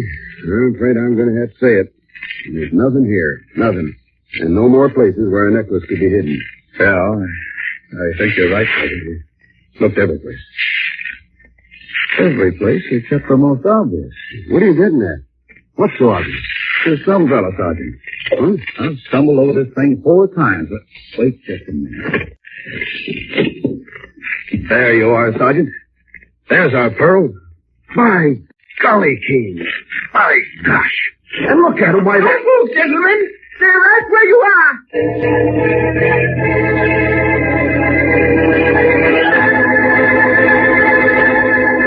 Keep listening. In just 1 minute, we'll continue with Sky King and our message in code. Say, gang, when you want to eat, you want to treat. No fun snacking in between meals unless that snack is tasty and full of flavor. How about that, Peter Pan? Every word you said is true, Mike. Flavor is important. I guess that's why Peter Pan peanut butter is America's favorite. That wonderful, fresh roasted peanut flavor just can't be beat. Peter Pan is made from carefully chosen plump peanuts, roasted till they're fairly busting with goodness, and then ground over and over again to ensure smoothness. After the grinding, Peter Pan peanut butter is packed in airtight containers, so it just can't lose any of that fresh roasted goodness. Yes, sir. It's smooth and tasty when you get it, and it's smooth and tasty when you eat it. The oil never separates, but Peter Pan never needs mixing or stirring. And Peter Pan is so smooth it never sticks to the roof of your mouth. And in addition to being mouth-watering good, Peter Pan peanut butter is one of the best energy foods there is. And remember, gang, all food is precious. So don't waste even a bite of tasty Peter Pan peanut butter. Ask your mom to get you a jar next time she goes shopping for a delicious, energy-packed sandwich. Try Peter Pan peanut butter. Now, back to Sky King and a message in code. It's seconds later now. The little old woman has wheeled a chair into the cabin, and the gun in her hand is still pointing at Sky King and the sergeant. How dare you break into my cabin? How dare you? I'm a police officer, madam. Sergeant Kennedy. A likely story. You're a thief, that's what you are. You're both thieves. Trying to hold up an old lady trying to steal my pearls. Put them down. Now look, madam. Put them down or I'll fire. Toss them to her, Sergeant. I think the lady would rather have them in her hands. Good idea, King. Here, lady. Check. Now, I'll take that gun, madam. Like this. Nice work, King. Nice work. Now, suppose you answer a few questions, madam. I'm sick. I'm an old lady. Go away and leave me alone. You're not too sick to answer a few questions. Who dropped that piece of paper with the knitting instructions in Hoy Sam's place this afternoon? I don't know what you're talking about. Go away, both of you. Do you know a man named James Kirk Channing? I tell you, I'm sick. Go away, please. Go away. There's been a murder committed, madam. A man was shot this afternoon, and a piece of paper with... You think I did it? You think I could shoot a man? A couple of minutes ago, you looked as if you could, madam. I wouldn't have shot you. I was frightened when I saw you in my cabin.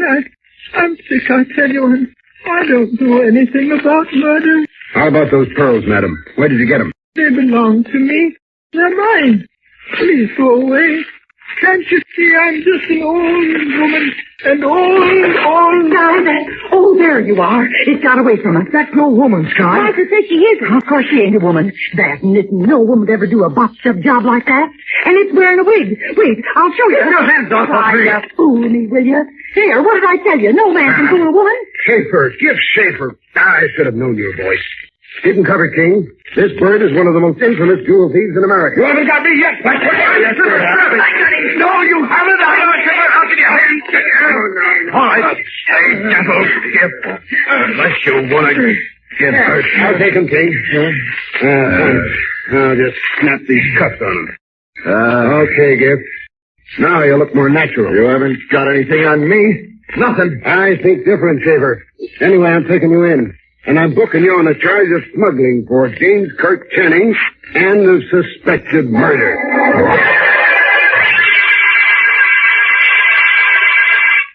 They're all arrested, Marjorie. Every one of them. Yeah, and from what that Gift Schaefer told the police, I don't think Mr. James Kirk Channing will be running another jewelry store for a long, long time. And you caught him, Clipper, that Gift Schaefer. You grabbed him and kept him from getting away. Oh, I didn't do anything, Marjorie. Martha was the one this deal. And you're not kidding. I was. But any time a man thinks he can fool a woman, he's got another thing coming.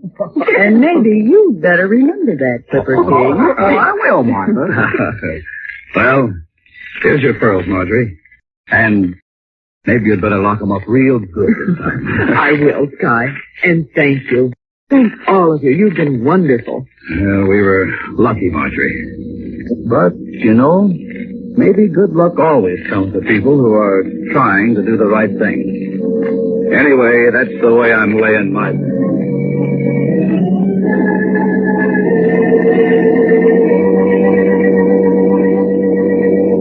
So, once again, Sky King has won in his constant fight for justice. Now, this is Mike Wallace reminding you of the three things that make Peter Pan peanut butter a freeway winner. It's super smooth. Terrifically tasty. Packed with fat. That's Peter Pan peanut butter. This is Peter Pan saying, look for me in my bright green dress on the Peter Pan peanut butter jar. Next time is Tuesday, when you'll hear the Sky King adventure we call a cyclone strike. Mile-a-minute winds rip across the countryside. Rain comes down in torrents. The river rises, floods the country. And Sky and our friends rush to the rescue and find themselves in a motorboat chasing a runaway house downstream. That's just one of the thrills that follow when a cyclone strikes. So be sure you're listening. Tuesday. You just heard another thrill-packed adventure of Sky King.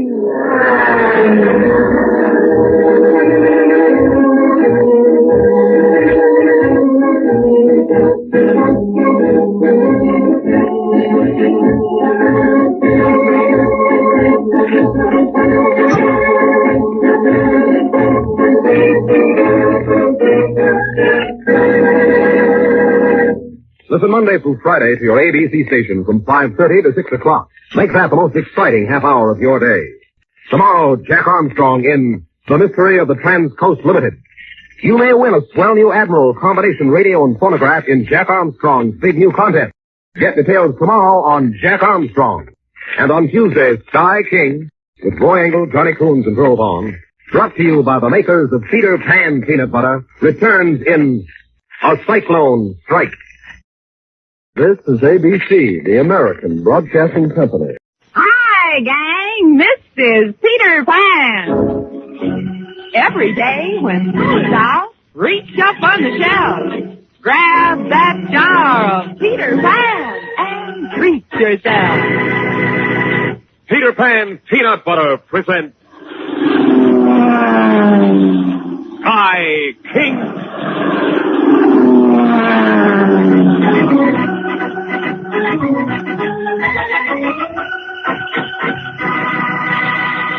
Today, the Lady Sheriff.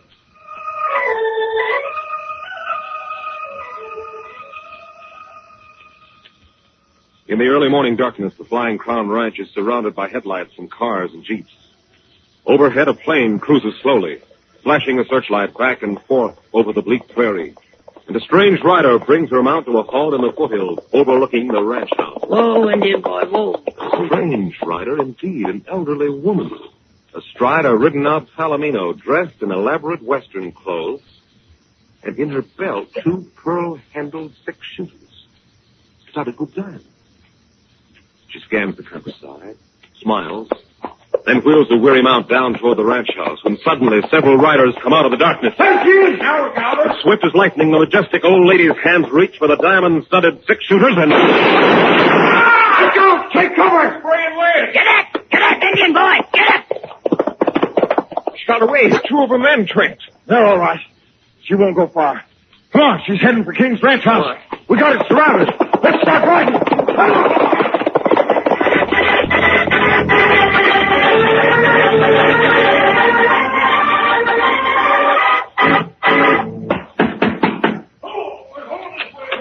Hey, Sky. Were you making all that noise, Sheriff? Have you seen a rider around here tonight? No, been asleep, Sheriff. This racket woke us up. Our men are searching the stable barn, Sheriff. Huh? Had her trapped in the hills back there, but she shot her way out. She shot her way out? Winged two of my best men. Sky, this is going to be hard to believe, but it's Lady Alice we're hunting. Lady Alice? But, Sheriff, there must be some mistake. That's what I thought too, Sky. But there's a statewide alarm to be on the lookout for the lady. You bet there is. She's run out with $60,000 worth of diamonds. My diamonds, and I aim to get 'em back. Well, who is Lady Alice? A walking legend, honey. Yeah, she's one of Arizona's earliest settlers. She's been sheriff of Flint Ridge County for half a century. Yes, and a corking good sheriff, too. We could have trapped anyone else with roadblocks, but not Lady Alice and that Palomino of hers. Oh, I can't believe it. The law hunting down Lady Alice. Why, she's as honest. I'll tell you how honest she is, King. And who are you? Name's Trent. I staked out a diamond claim and went to Flint Ridge County to get stockholders to put up money to mine the claim. To show my good faith, I gave my diamond samples to Lady Alice as security. And look what happened. The lady always was crazy about diamonds, Sky. Those diamond-studded revolvers and... Maybe, but she wouldn't steal diamonds, Sheriff. She must have an accomplice somewhere, Sheriff. Couldn't hope to get away with this alone. And she was heading for the Flying Crown. Look here, Trent. I don't know why she was heading here, but I do know Sky King, the most honest man alive. Hey, and if sir, come here, quick. Well, they found something in the stable. Something or someone. Come on. Should string her up for this. Sky, if Lady Alice is mad, I want cover. She shoots straighter than a porcupine quill. Now, here we are. Right in here.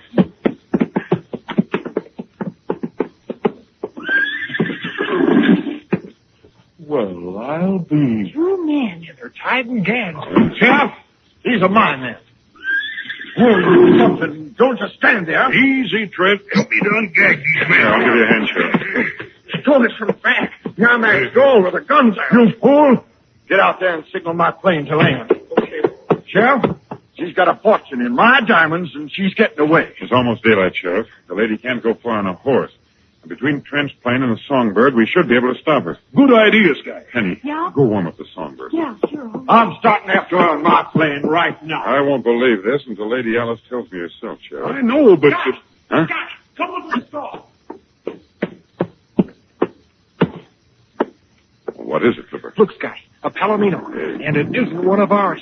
No, it isn't, and it's been ridden hard. That proves it, Sky, that proves it. I'd recognize Lady Alice as Palomino anywhere. Hey, what's Penny doing in the Songbird? Why, she's going to take off. Look out.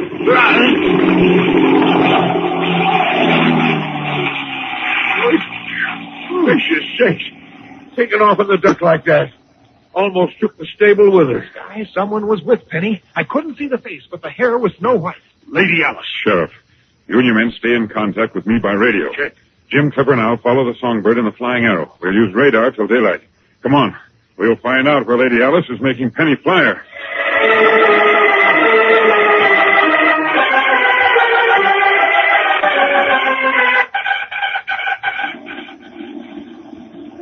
Songbird calling the Flying Arrow. Songbird calling the Flying Arrow. Penny on the radio. Here, I'll get it. Come in, Songbird. This is the Flying Arrow. Over. I'll take it, Penny. Hello, Sky. Hey, it's Lady Alice, Sky. This is Sky King, Lady Alice. What's wrong? You see that mine on Rocky Bluff? Well, Penny and I are going down there. Got any guns on that flying machine of yours, like your six-shooters? We have a 20-millimeter cannon in the nose. Good. Keep it covered. That's all. Hello. Lady Alice. Come in, Songbird. What's wrong, Sky? Oh, they cut me out. Sky, that mine on Rocky Bluff hasn't been worked in years. Well, I'll be a two-toed lizard. Look, men are working down there. Looks like a beehive. Hey, Penny's landing on the flat cliff just below the bluff. Hey, they must be going the rest of the way by foot. Circle over again, will you, Clipper? Something strange about that mining camp. Sky, Trent's plane is closing in on us. Funny he hasn't contacted us by radio. Hey, Sky, ain't he coming a mite too close?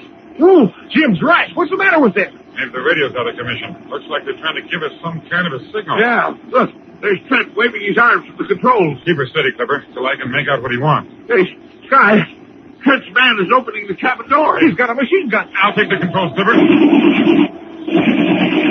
Sky, we're hit. We're going to crash. We're out of this dive, Sky. I don't want to, Clipper. We have to land fast. Real fast. Sky, we're on fire. And overlook the fact that a jet plane can crash land a lot easier than a piston-driven plane. Keep our landing gear up, we'll level off and slide in on our belly. No propeller knows us over. Sky, we can't level off in time. Oh, but we have to. Hang on. As soon as we hit, grab that fire extinguisher, Clipper. Get up and spray the plane. Oh, after all these years in the saddle, this is how I'm going to be thrown, dude.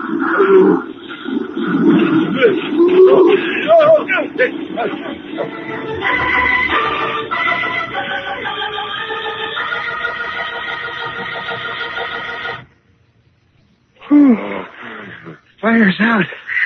But the flying arrow sure is going to need some repairs before she flies again. We're lucky that we don't need repairs, though. Oh, the greatest landing ever, Sky. It was almost a crash instead of a crash landing. Trent obviously heard us talking to Lady Alice over the radio, and he doesn't want us covering her. Let's get up Rocky Bluff in a hurry. Penny and Lady Alice are in for trouble. Trouble? With all those people we saw working up there? Jim. Huh? I know now what was so strange about those figures we saw from here. What's that, Sky? They weren't moving. Not one of them ever moved. What? You mean they all... Blocks of wood that looked like men from overhead. Come on. Our feet are the only means of transportation we've got. Let's start using them. Yep. Hey! Behind these rocks, quick. Sky, what tarnation is going on around here? Trent's landed on the same cliff as the Songbird. He's cut us off from reaching Penny and Lady Alice. But why, Sky? What's so mysterious about this old diamond mine up on Rocky Bluff that he's trying to kill us? I don't know. We've got to help Penny and Lady Alice. And there's only one way to get to Rocky Bluff now. And that's to go up there shooting.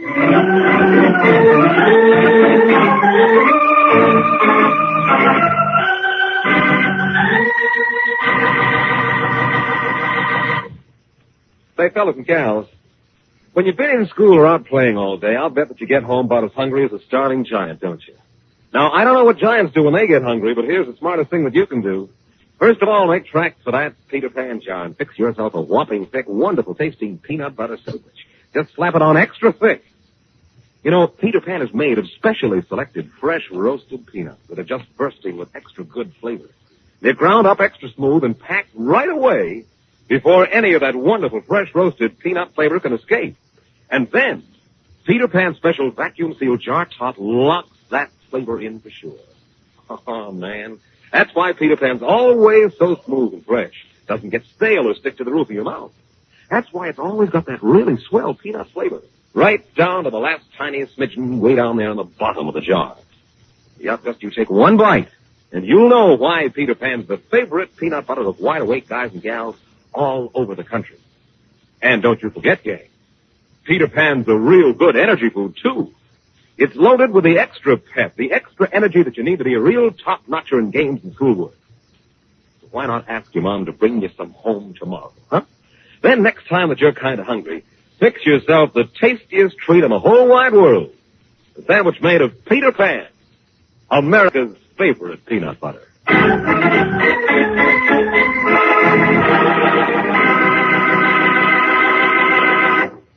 Now back to Sky King in The Lady Sheriff.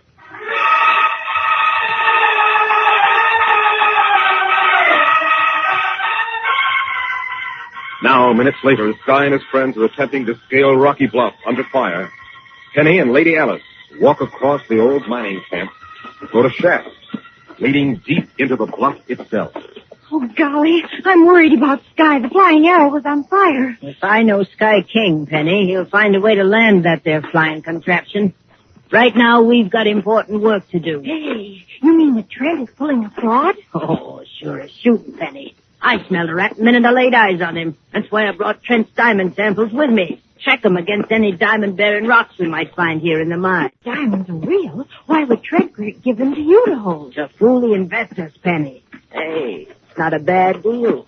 $60,000 exchanged for several $100,000 from selling stock that ain't worth a wooden nickel.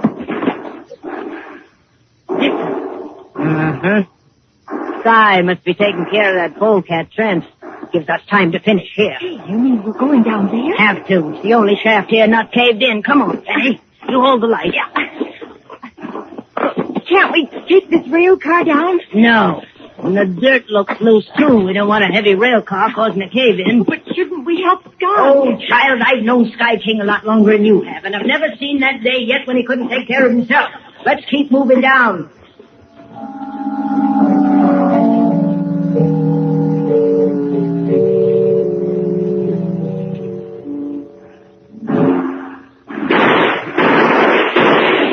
About 2 more moves, Sky. We'll have them on the open bluff, and we'll be behind the rocks. No, I think they've caught on to our tactics. Stay here, Clipper, and signal Jim to pepper away from where he is. I'm going up around him. But, Sky, behind them is open clearing. They'll see you. Trent's placed blocks of wood up there, so it'll look from the air like people are working on the bluff. I'll come behind one of those blocks. Okay, but be careful. I will. I'll start banging away at them so they'll stay down while I go up. And wait for my signal before you and Jim hit on. All right, wise guys. Here's a little payment for shooting down the flying arrow.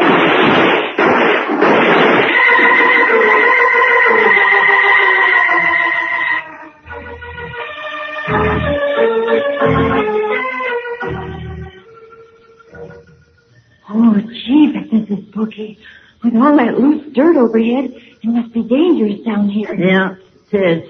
That's one reason they quit mining here over 20 years ago. Hold that light steady, Penny. I've got to see this. Wow. Are those diamond rocks? Gee, just look at them. Yeah, there's diamonds in them, all right, but not diamonds like Trent was showing around for samples. These are low grade. Call them industrial diamonds. Well, you mean to say the mine is worthless? It ain't worth much. Industrial diamonds are used for precision instruments, like in that there watch you're wearing. Oh. Not enough here to make it worthwhile to work the mine. Yeah, but where did Trent get the real diamonds he left with you? Most likely he got them from a big robbery in New Mexico about 2 years ago, and we'll prove that next, now that we know this mine's a fraud.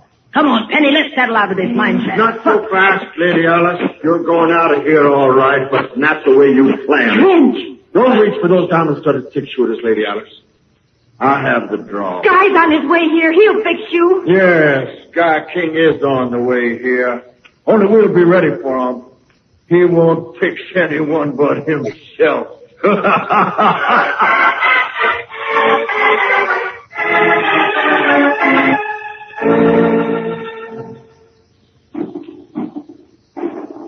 That Sky from the other side.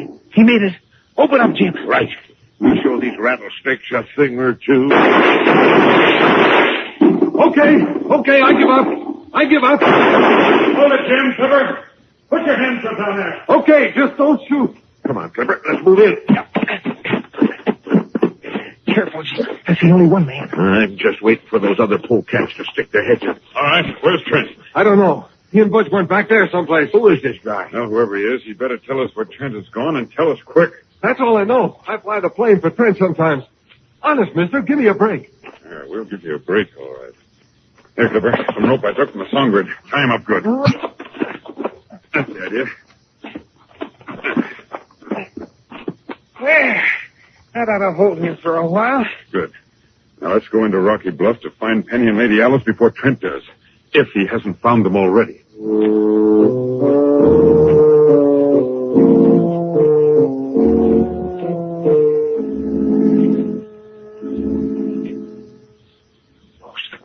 King of the Spales, right across the clearing for the mine shaft. Good. Let him come. What are you planning, you no-good lizard? Easy, Lady Alice.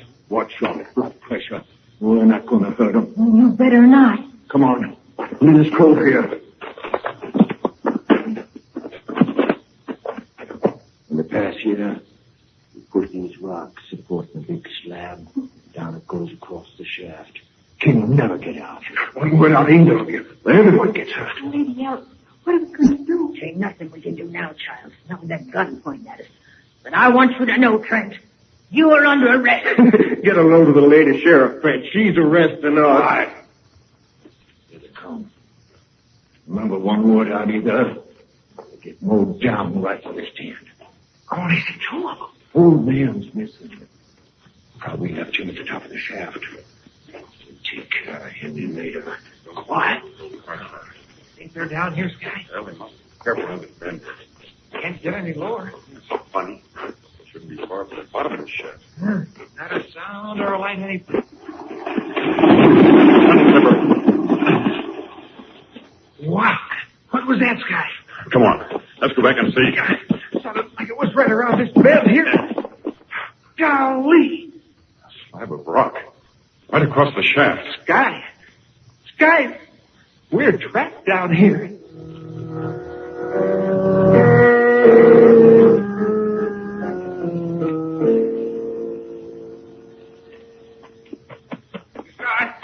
Sky, what tarnation was all that racket down there? Put your hands up, old man. What? Clint? I'll take that gun. Penny, Lady Alice, what happened? They caught us down in the shaft, Jim, and they've trapped Sky and Clipper down there with a big slab of rock. Why, that dirty varmint child. You'll just stay where you are, old man. Don't worry, Jim. Someday we'll catch up with these crooks and we'll give them a real lesson in justice. Well, Clint, we've got the diamonds, and King's not going anyplace. What do we do with this kid, the old lady, and the old guy? Don't you call me an old lady, you string bean with ears. Quiet, you. You make it look like an accident, Butch. This old rail car here. If we released the brake, gave it a push down the shaft, what would happen? Happen? Well, I'd be traveling a mile a minute before it hit that slab of rock in the shaft. Anyone can figure that. Yeah, anyone can. Come on, folks. In that rail car, quick. Why, you... Don't, Jim, he's got a gun. Get in there, all of you. You'll pay for this sooner than you think, Trent. More likely we'll collect, Lady Alice. Collect lots more money from the ranchers to invest in Rocky Bluff. Here, Butch, hold the diamonds and keep them covered while I give this car just a push it. Let's jump. No, We're going too fast to jump. But when we hit that rock, we'll push it right through on top of Sky and Clipper. Hurry. Lady Alice, just behind me. At least you'll have some protection. Jim, we'll hit that slab of rock going over 50 miles an hour. We'll all be killed.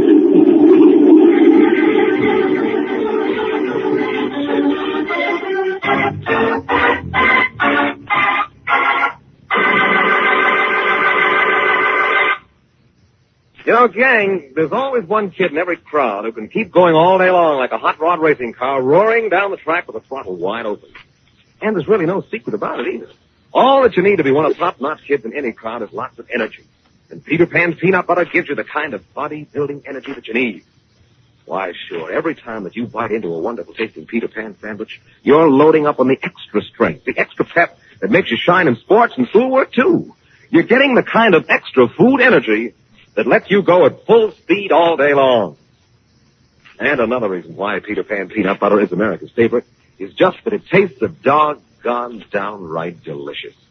It's got all of that real rich, nutty flavor of fresh roasted peanut.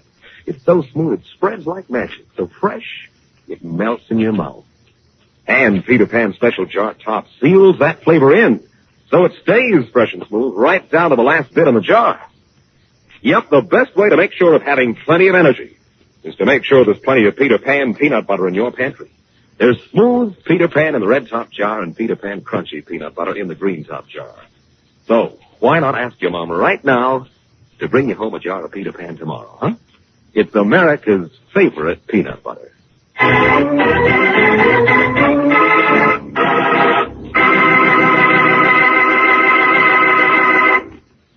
And now back to Sky King and the Lady Sheriff.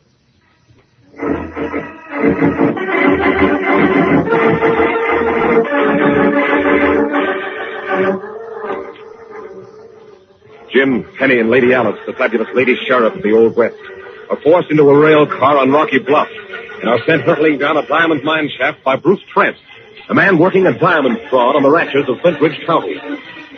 Meantime, at the bottom of the tunnel, Sky and Clipper are trapped behind a huge slab of rock that Trent has used to block the shaft. Sky, what's that? Hey, sounds like a rail car coming down those old tracks, Clipper. Listen. Sky, that's Penny. She's in that rail car. Jim and Lady Alice are probably with her. They'll be killed. And the rock will be pushed back to crush us. Get back, Sky, get back. Jump and junipers, they're almost here. Clipper, quick, use your gun. Shoot over this rock into that soft dirt on the ceiling of the shaft. Sky, another 30 Do seconds. as I say, Clipper. We might knock down that part of the ceiling. That way the car will have a cushion before it hits the rock. Start shooting.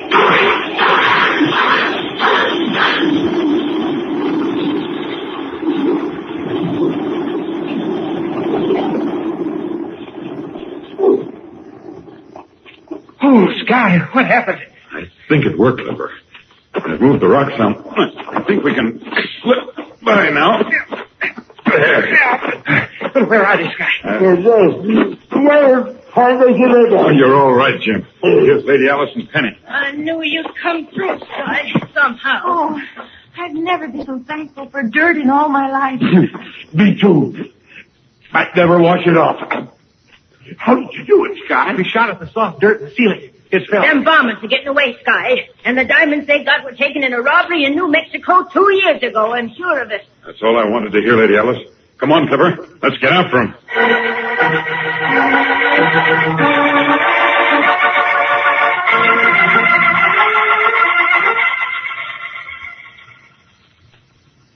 How are we going to stop them, Sky? With our 6-shooters? No, we'll stop them with the Songbird. They're starting their takeoff. You're taxiing right toward them. Hang on, Clipper. We're going to hit them. Not if I know Trent's courage. He'll turn away into the bluff. Look out, Sky. We're going to hit.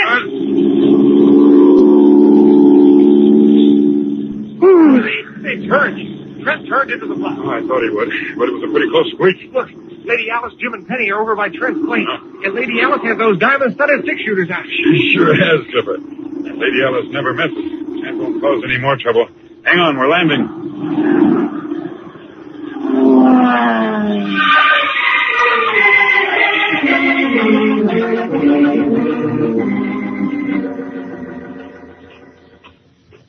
Well, Lady Alice, have your prisoners in tow? Yep, I got 'em, Sky. Thanks to you.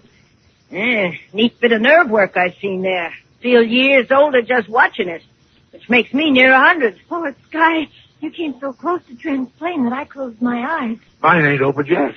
Well, Trent and Butch better keep their eyes open and see all the free world they can while they can. Because for the next 30 years, all they're going to see is 4 prison walls.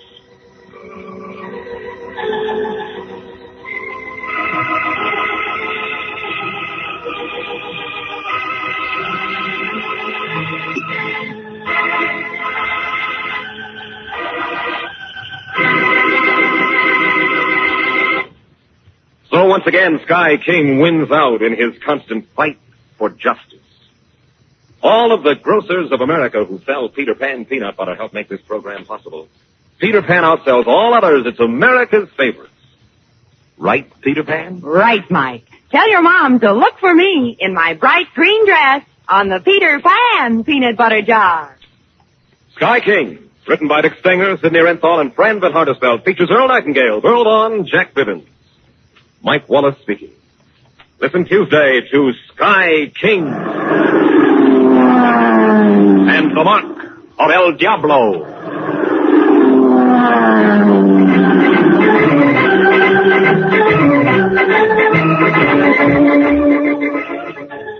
Kids, if you live in a television city, check your newspaper this weekend for time and station of the new Peter Pan television show for kids. Peter Pan's Magic Slate.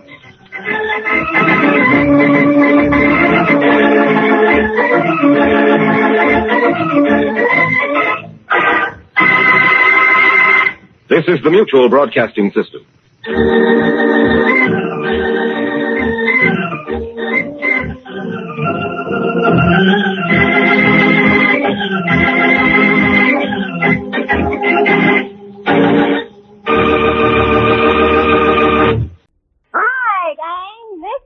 Peter Pan. Every day when school is out, reach up on the shelf. Grab that jar of Peter Pan and treat yourself.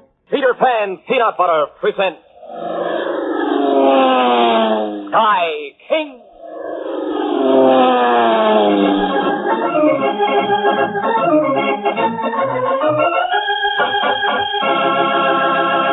Today, the Mark of El Diablo.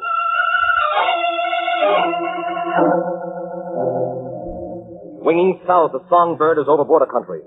Over the desert where the first cattle trails from Mexico crossed, bringing into old Arizona the beginnings of its cattle industry. Now the land is silent, sun-stricken, forgotten. But in the Songbird, Sky King is gazing down at a small red flicker in the distance. As it grows into tongues of fire leaping out of the desert, Penny, Clipper, and Jim stare down with unbelieving eyes. That's how, Sky. Burning right down to the ground. Yeah, sure don't look like anybody's wasting water trying to put that fire out. We're going downstairs to take a look. Yeah, pour out the coal, Sky. Hey, what's the hurry? Oh. We can take our time. That place is too far gone to do anything but poke around in the ashes. Ryder. Where, Penny? He's gone now. Huh? But didn't you see him? A masked rider. Masked? He was dressed up all in black, and he was riding a fierce black stallion. A stallion with how many heads? I saw him. I know I did. He was heading for those hills. Oh, you just imagined it, sis. Well, I couldn't have. Now, don't you worry none. If Penny imagined it, that horse could have had wings and been doing a power dive. But, Jim, I didn't imagine it. He disappeared behind those rocks. Oh, maybe it was an illusion, Penny, caused by the black smoke rolling up from the fire. Sure, I bet that's what it was. The smoke. Well, I guess he could have been. If nobody else saw that masked rider, maybe he wasn't really there.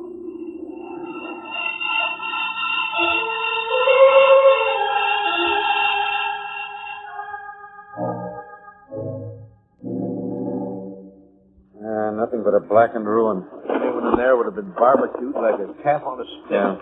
Well, maybe it was just a deserted old ranch house. That's possible. The grazing so far around here, not many cow outfits are able to hang on. Let's take a look in the barn for What is it, Sky? something that caught on this mesquite branch. Huh? It's a partly burned piece of paper. Must have blown from the ranch house. Hey, what's that scrawled on it, Sky? It's a strange kind of printing. Done by hand in a crude, old-fashioned way.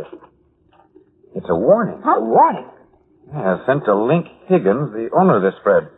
A warning to get out while he's still alive. Well, who's the sidewinder that sent it? It's signed El Diablo. Any idea who that could be, Sky? Well, that was the name of a great cattle empire years ago, El Diablo. An outfit owned by Todd Odell, who fought one of the most savage feuds of the Old West. Feud? Yeah, about 50 years ago, between the Odells and the Colfords. Bitter feud. Took a heavy toll of lives before the Odells were beaten, driven off their range, and the cattle empire wrecked. Yeah, it's still talked about. Oh, that old empire, Todd Odell. The last to be gunned down and made a vow that he was coming back. So they say. He's become quite a legend around here. Yes, sir. Swore he was coming back someday and claim El Diablo again. And drive off every dag-nabbit coyote that was on his land. Oh, where was El Diablo's land? Well, we're on it now, Penny. This small Higgins spread is part of it. Say, Sky. They say Todd Odell was always dressed in a black outfit. That's right, and rode a fierce black stallion. Gosh, that masked rider I saw. Dead men don't ride. But he had warning from El Diablo. Maybe we ought to put off what we were going to do, Sky, until we find out what happened to Higgins. No, Jim. We've got to reach the Broken Cape faster than ever now. When Dan Kemper called, he said he couldn't tell me what the trouble was, but I think he's scheduled to be the next victim. His Broken K ranch was also part of the old El Diablo spread.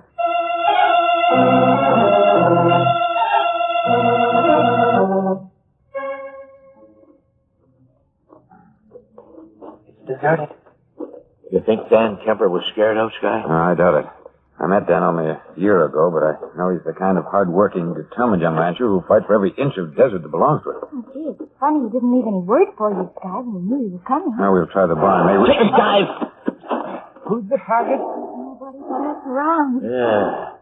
No gunslinger in sight. He must be hiding in that gully over there. Let's roll some smoke that away and see what happens. It stopped. Yeah.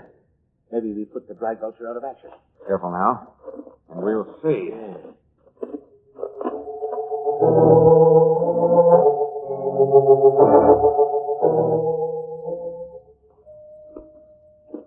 All right, stay down low.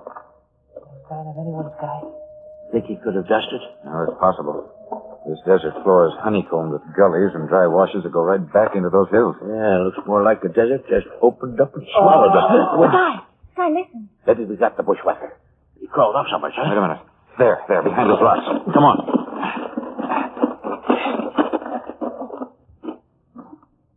Who is it, Sky? Dan Kemper. He's hurt, but it wasn't a gunshot. Sky, There's something in his hand. You're right. It's a warning to get out while he can. It's the same warning Higgins got. From El Diablo. He's unconscious. It's Mark's scar. On his face. Looks like a hoof print. That's what it is. The imprint left by a horse's shoe. Here's the curved toe along his jaw, curving up toward his forehead. Yeah. A horse must have reared up and trampled him. Guy had that mark on his face. That proves I saw it. That rider on Wild Black Stallion. The Black Stallion of El Diablo.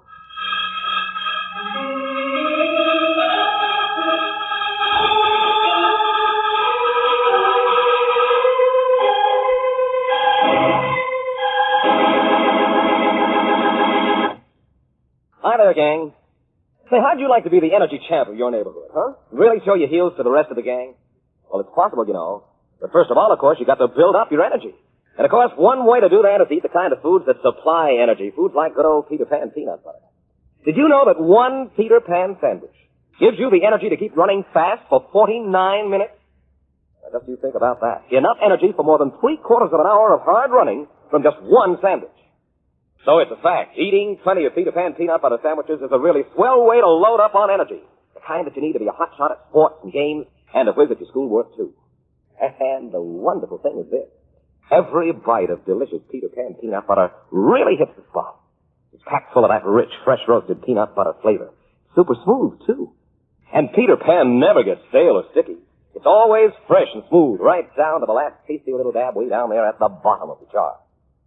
So don't you forget, gang. Keep up your energy by eating lots of Peter Pan peanut butter. Ask your mom to be sure to bring you some home the next time that she goes shopping. Remember, when you get Peter Pan, you're getting America's favorite peanut butter.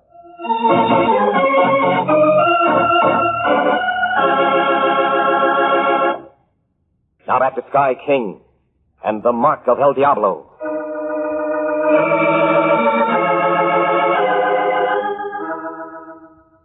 In the ranch house yard at the Broken Cave, cattlemen from small desert spreads nearby stand in a silent knot, their worn Levi's thick with alkali dust, their eyes shadowed with fear. As they listen to Zach Morley, a tall, cadaverous rancher, they have the beaten look of men stalked by a terror that none can fight. Ah, there's the same warning Higgins got in Kemper. The same warning every one of you got. Now, wait a minute, men. Don't be stampeded. You can't fight something that ain't human. When Dan Kemper can talk, I'll We find... know who El Diablo is. Higgins laughed it off, and where's he? Kemper didn't believe it, and maybe Kemper won't ever talk again. You men can listen to Sky King, but I'm getting out for on this. Now, wait a minute. That's what somebody's trying to do. Drive you off your land. Why, this whole stretch of desert ain't worth the lead to salivate a man. Every year the grass gets poor, the water scarcer. Nobody'd want it but the ghost of Todd Odell, who swore he was coming back for it, riding his black stallion. That black stallion left a mark on Kemper's face, men. A mark that's going to trap that rider, whoever he is. There's something strange about that mark. And if you give me time to find that black stallion, I think I'll be able to tell you who's riding it and what he's after. You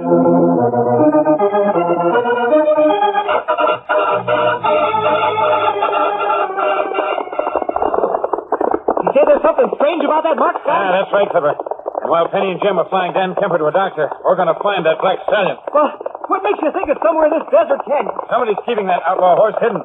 Some expert rider who knows how to handle that horse.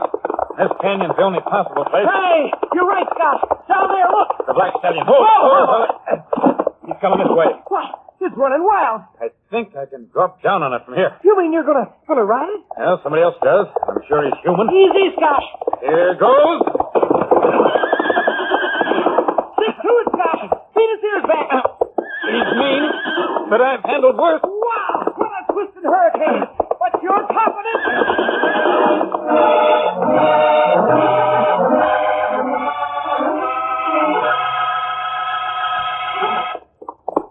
Oh, man. You did it, Sky. Steady. You mastered that black demon. Oh, boy. Oh, easy now, fella. Now, we're going to get along all right. Now, up with that front leg, boy. Easy. Just as I thought. Whoever rides this outlaw stallion had it shod. Huh? Well, looks to me like those shoes are put on all right, Sky. Exactly, Clipper. It proves that Dan Kemper wasn't trampled by this stallion. But, Sky, that mark. The mark of El Diablo is the mark of... Hey, cover. Up there, Sky. Behind that rock bush. Yeah. They can cut us down from up there. Your hands hoisted, King. If that rancher was trying to stampede the others, Zach Morley. Touching my gun sights, King. You're gone down both of you unless you know when to quit. We can keep them off balance for a while anyway. That lead is buzzing around like hungry flies. Sky, it's the songbird. Coming back. You're right, but not much Penny can do to help us now. Well, if they touch down on that rim up there. That's too late. She's diving. Sky, the songbird's trailing smoke. Wait a minute. No, don't worry, Clipper. That plane's not in trouble. It's laying a smoke screen. Penny's still in the canyon with a smoke screen to cover us. Come on, quick. We can climb up there before the smoke clears.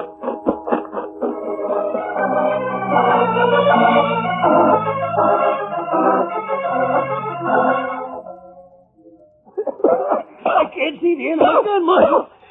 Clearing some to get away before we... Hey, what was that? Nothing but smoke, Morley, in your eye. I'll show you. Let me show you how to hit a target like this. All right. Now, Morley, you've got a lot of talking to do, so you better start. I've got nothing to say. Where's Higgins? You've got nothing on me. Well, maybe you change your mind when you've had enough time in jail to think it over. Go ahead, throw me the tank. Inside an hour, I'll be sprung. Hey, you're in for a little surprise. There's a law in Arizona that's bigger than you are, King. You can't throw a man in jail without evidence. Start moving, both of you. For a jail where no evidence is needed. But that's against the law. A jail where the cleverest lawyers can't do you any good. Why not? What jail? Go on. A jail without bars and without jailers.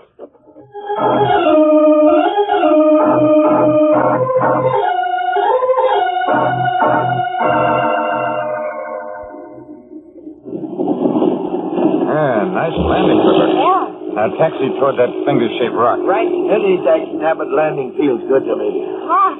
Looks like we're 100 miles from nowhere. Well, that just about describes it, Penny.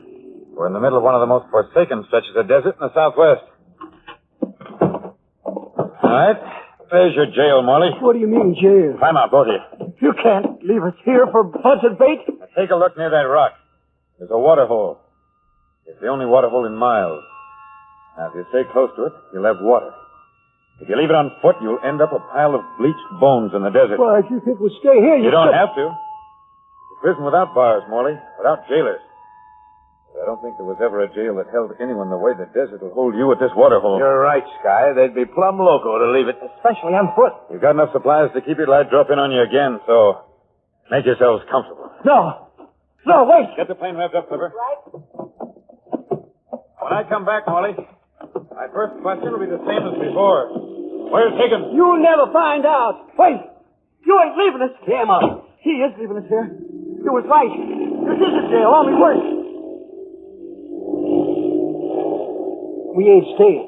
You ain't getting me away from this waterhole, Martin. We'll risk it, not me.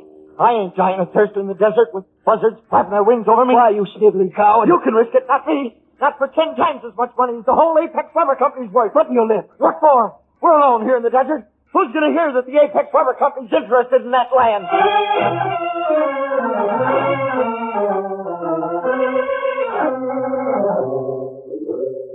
You crawling lizard. Let me go. Take your hands off me. Holler. Yeah, Morley slugged him. Think he suspected that you planted an open walkie-talkie behind that rock, Scout? No, I doubt it, Clipper. He said something about the Apex Rubber Company. Yeah, so that's it. But why would a big rubber company want a stretch of worthless desert? Because the guayule shrub grows there. The Gowada? The guayule shrub, Jim. The desert shrub that produces rubber. Rubber? Yes, it grows wild on the Mexican side of the border. About 30 years ago, a rubber company began cultivating it in the Arizona desert. No doubt somebody's heard that the big Apex company is going to buy up land and carry on the work on a large scale. Zach Morley. He's the coyote behind it. No, Jim, I don't think he's smart enough. This scheme to terrorize the border spreads is the work of a far more dangerous man. And we may be able to pick up his trail. Where's Sky? At Zach Morley's ranch.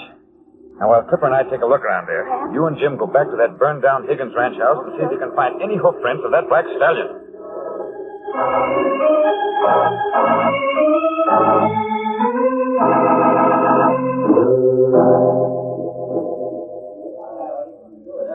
Sky, we've got company. Yeah, on all sides.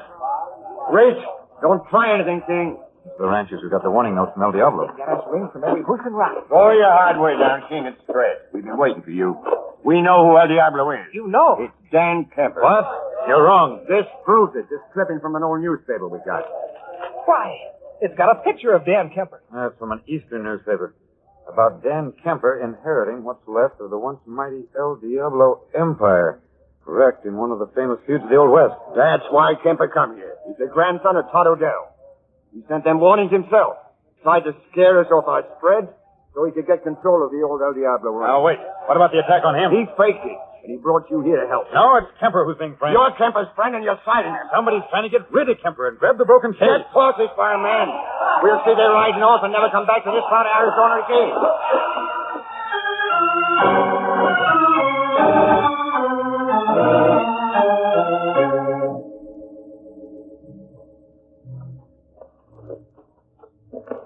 Boy, this burned down ranch house sure is a spooky place. Just that one wall left standing. Well, Sky said to look for the hoof prints of that dag-nabbit black stallion. But I don't... Warbling warthogs. Huh? He was right. There, Penny, look. Fresh hoof prints. Yeah.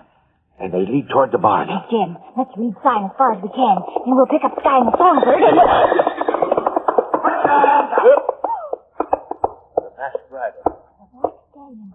El Diablo. Keep your hands up. Oh, sure. I never argue with a sick shooter. Jim, in his other hand, that weapon. It's the weapon he used on Dan Kemper. It wasn't the black stallion, Miss Franklin. It was a club. With a horseshoe nailed on one end. To leave the mark of El Diablo. The mark that'll be found next on you. The next victim.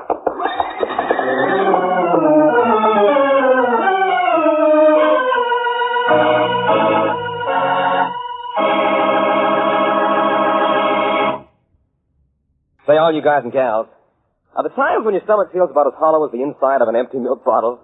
Well, when that happens, just you do this. Go to the pantry and get that jar of Peter Pan and help yourself to a big jumbo-sized peanut butter sandwich.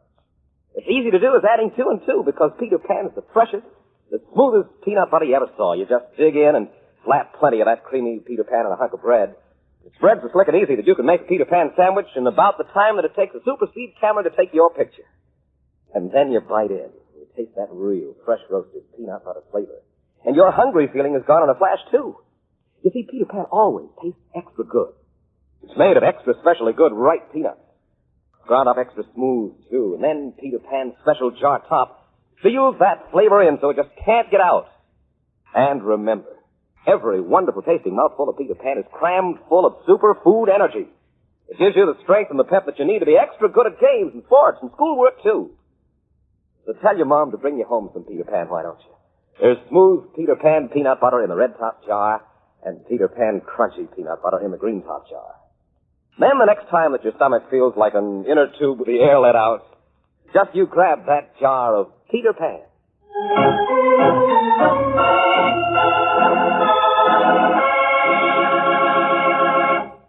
Now back to Sky King and the Mark of El Diablo.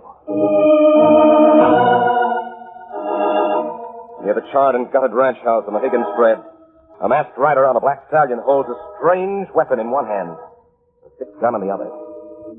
Before him, Penny and Jim backed toward the barn, staring in horror at the upraised club with a horseshoe nailed to one end. No, you can't. Easy, Penny. This time I won't leave the job unfinished the way I did on Kemper. You won't get away with it. Sky King will find you here.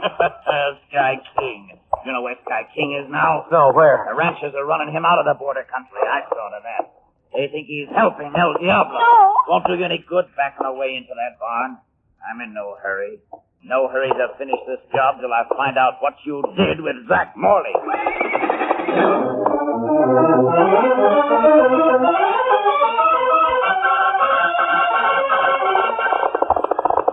They're coming right behind us, Guy. Yeah, with drawn guns. Chances are they'll escort us through the pass in these hills. Think they'll at least let us keep these horses? Well, they came from Zach Morley's corral, but Silver, we've got to turn back. Oh, fella. How can we without drawing a hail of lead? We've got to risk it.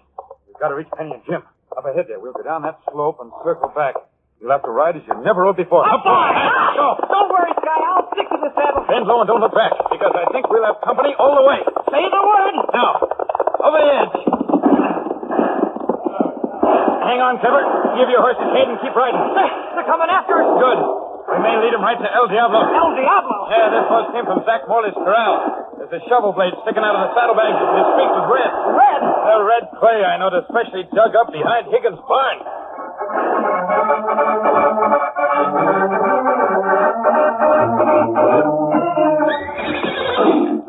If you try stalling... Wait, I'll tell you where Jack Morley is. Talk fast.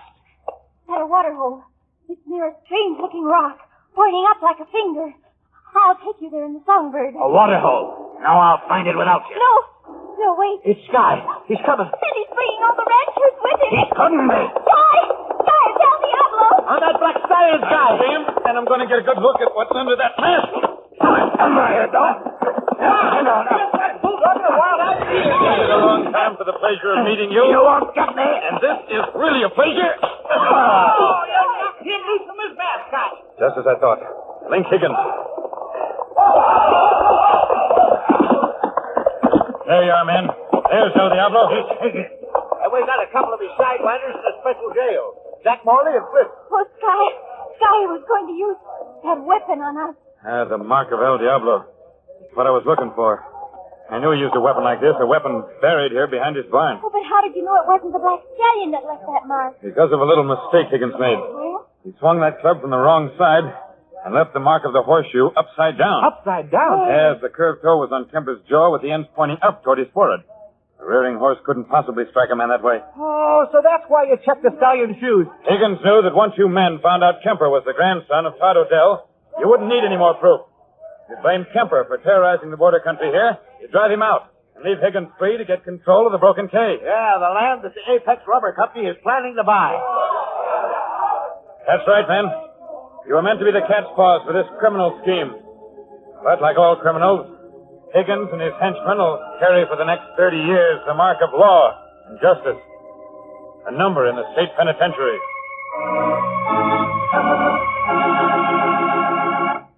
So once again, Sky King wins out in his constant fight for justice. All of the grocers of America who sell Peter Pan peanut butter help make this program possible. Peter Pan outsells all others. It's America's favorite. Right, Peter Pan? Right, Mike. Tell your mom to look for me in my bright green dress on the Peter Pan peanut butter jar. Sky King features Earl Nightingale, Burl Vaughn, Jack Bivens. Mike Wallace speaks. Listen Thursday to Sky King and the Vanishing Arabians.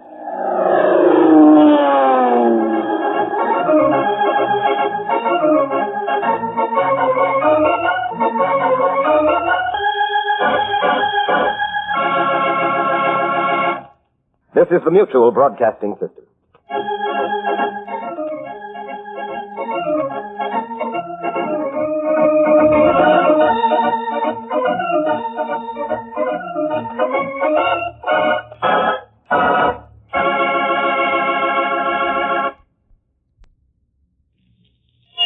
9 o'clock, the correct time. WJSV, Washington. V.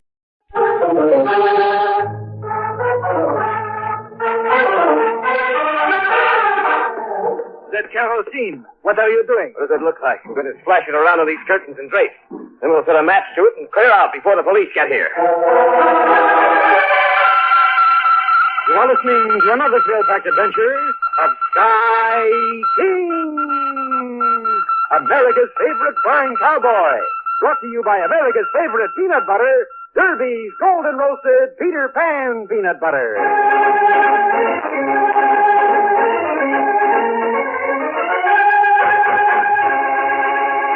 Today, Sky King and the Black Circle.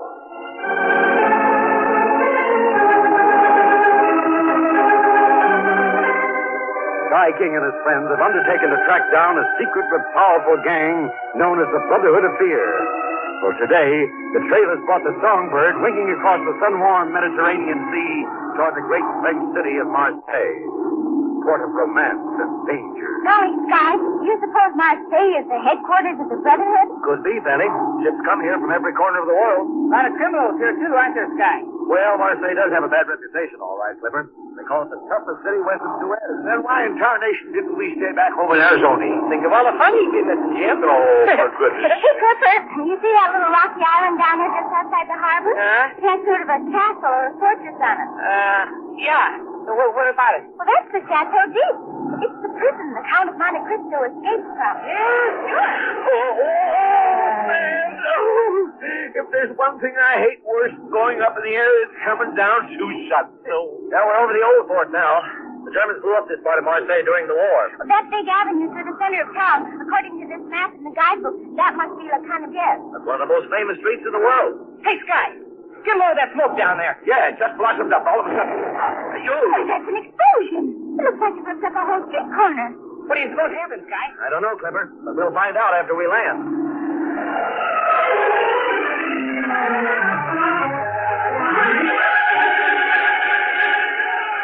Bob, you can't go to the police. But I've got to, Mary. I tell you, I recognize the driver of that car. You can't be sure. I am sure. I've seen him twice in the lobby at our hotel. Even if you're right, it's no business of ours. No business of ours. The men who threw that bomb are cold-blooded killers. They deserve to be punished. And suppose they belong to the Black Circle, the gang that's been terrorizing this whole city. Then all the more reason. The sooner that gang winds up behind bars, the better off this town will be. But it's not our town, Bob. We're just a couple of tourists. There's nothing to be scared of. You said yourself those men are killers. Now, suppose the gang finds out you were the one who turned them in. Don't worry. The police won't give out my name. Now, come on. Let's go talk to that gendarme.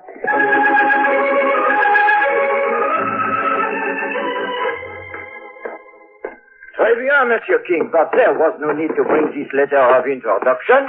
We of the police judiciaire have already heard much of your exploits, both in America and in other countries. Thanks, Inspector. Then we can count on your help? But of course. Now, about this criminal syndicate. They call it the Brotherhood of Fear. From the members we arrested in Buenos Aires, we found out that the gang's trademark here in Marseille is a black circle. Le Cercle Noir. I beg your pardon? The Black Circle. That is the name of a gang which has been holding Marseille in a grip of terror for the last 2 months. A grip of terror? Oui. They are mixed up in every form of crime, from blackmail to murder. Yep, that sounds like the outfit we're after, all right. Today comes the worst of all. As a threat of defiance to the police, they commit a bomb outrage in broad daylight. A bomb? Hey, Sky, that must have been the explosion we saw. It happened on La Canadienne near the old fort. Yes, we saw it from the air just before we landed. Luckily, no one was killed. Well, do you have any kind of a lead? Mais oui. A young American businessman was able to recognize one of the men who threw the bomb. Does he know the man by name? No, only by sight. But I am hoping he will be able to pick out the man's picture from our police files. If you will come with me to the next room, we shall see how he progresses. Yes, of course. After you, Inspector. Monsieur Conway, may I present a countryman of yours, Monsieur Sky King. Sky King? Say, I've heard of you. Glad to know you, Mr. Conway. The name's Bob. All right. This is my niece and nephew, Penny and Clipper. Hi, Bob. How do you do? And my ranch foreman, Jim Bell. Nice to know you, Bob. Nice to know you, sir. Well, Monsieur Conway, have you found the man yet who threw the bomb? Yes. This picture right here. I'm quite sure that's the man. So, Pierre Bocage, hein? His favorite hangout is the Café Napolitain on the Rue des Chapeliers. Tell me, Monsieur King, have you ever seen how the police of Marseille spring a trap? No, but I've heard about your methods. Then perhaps you would like to come along when we pay a call on the Café Napolitain.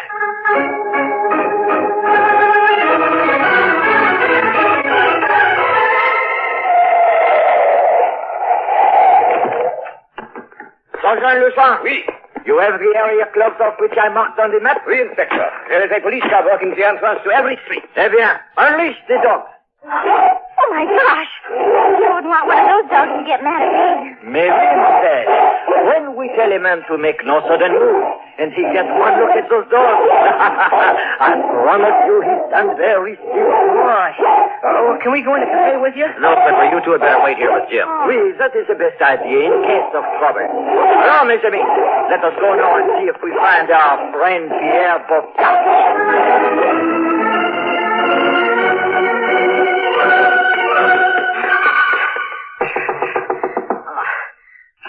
Well, what is it? Oh, monsieur, the police. They are downstairs in the cafe. What?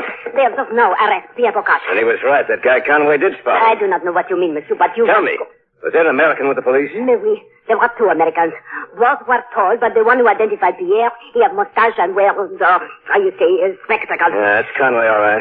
Don't it make any difference, monsieur? Plenty of difference. You see, Conway has a wife, and I don't think he'd like to see anything happen to her. That is fine, monsieur. But right now, the police are checking everyone in the cafe. And soon, they may search the upper floor. Well, can I make it out the back way? Oh, mais no. They surround the place both front and back. You will have to live by the roof. All right, but do me one favor. As you wish, monsieur, but please, dépêchez-vous. When the police are gone, call Mrs. Robert Conway at the Hotel Metropole. Oui. Tell her that her husband was wounded here at the cafe, and a police car will come to pick her up in a few minutes.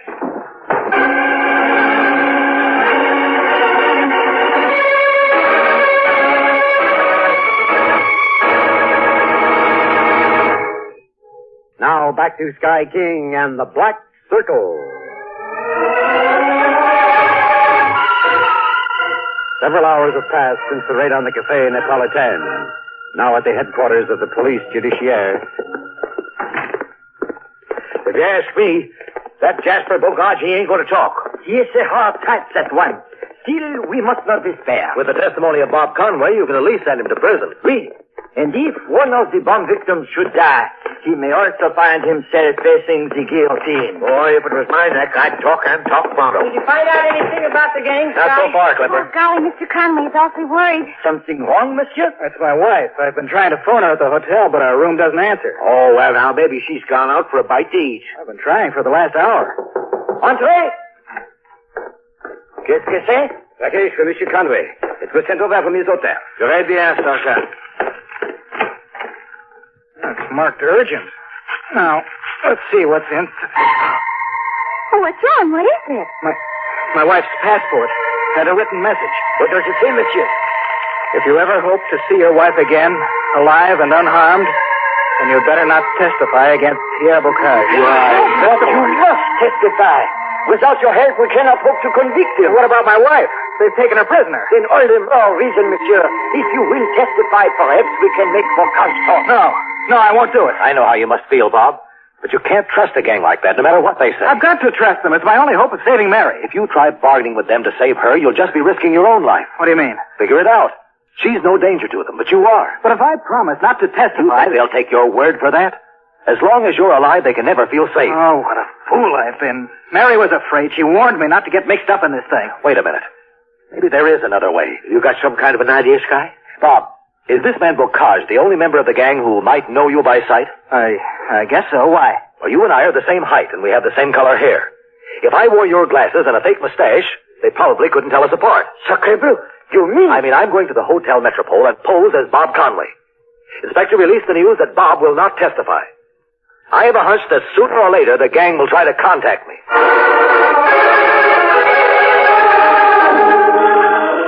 Oh, maybe that's Sky now. Hello? This is Sky King, Inspector. Ah, maybe. Have you heard yet from the gang? I've just had a phone call. They've taken the bait. You mean they believe you are Monsieur Conway? Right. They told me if I want to get my wife back to start walking down La Carbière in half an hour. Do they tell you what will happen? I'll be picked up by a black limousine, providing the police aren't following me. Sacré bleu.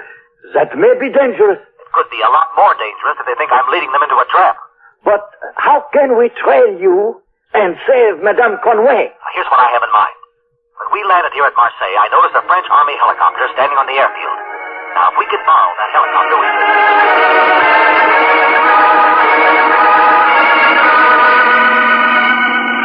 Helicopter calling Inspector Secom. Secom, ici. Sky King was just picked up by a black car. Where did the pickup take place? 4 blocks south of the Boulevard de la Libération. Car is now proceeding toward the old port. Très bien. The radio car is stand by. Report again as soon as you know the exact destination.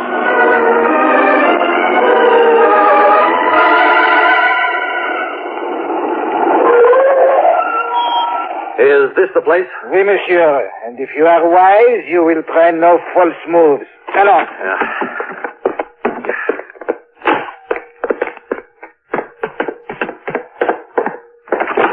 Voilà, monsieur. Inside, please. Well, we have a visitor, I see. You're an American. Does that surprise you? Not especially. Where's my wife? Mrs. Conway isn't here, if that's who you mean, and you're not going to find her, so you may as well drop the act, Mr. Sky King. Sky King? But I thought this was Monsieur Conway. Sure, that's what we were expected to think. That's why he wore those spectacles and this false mustache. Enough of it. Don't move, King. Just get your hands up high. All right. Looks like you're holding the trump card. You mind telling me how you found out? Very simple, really. I looked out the window and noticed a helicopter hovering low over the city. Seemed like quite a coincidence. So I tuned in the police broadcast, and there it was. I take it you're the local head of the Brotherhood of Fear. In Marseille, we call it the Black Circle. From the looks of your headquarters here, your operations must not be very profitable. Sorry, King, but this is just one of several hideouts we maintain around the city. Very wise precaution. But what happens now? This does. Oh, that should take care of him for the time being. The kerosene. What are you doing? What does it look like? I'm going to splash it around on these curtains and drapes. Then we'll set a match to it and clear out before the police get here.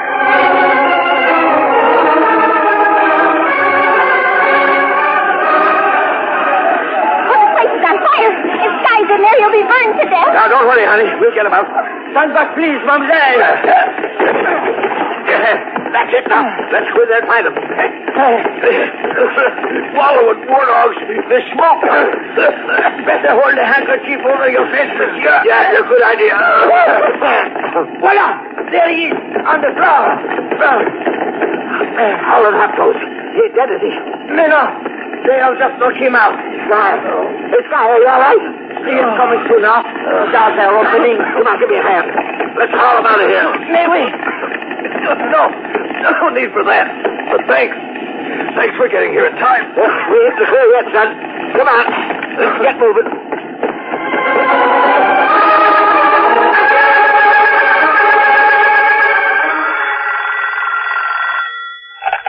Hello? Inspector Fécamp? Fécamp, ici? It's the leader of the gang. The man who knocked me out. Tried to burn me alive. Listen to me, monsieur. I warn you. You had better give yourself up. Don't make me laugh, Inspector. You see, I called to give you a warning. And what does that mean? Unless you release Pierre Bocage, Marseille will be bombed again at 9 o'clock tonight. And this time, I mean really bombed. Compliments of the Black Circle.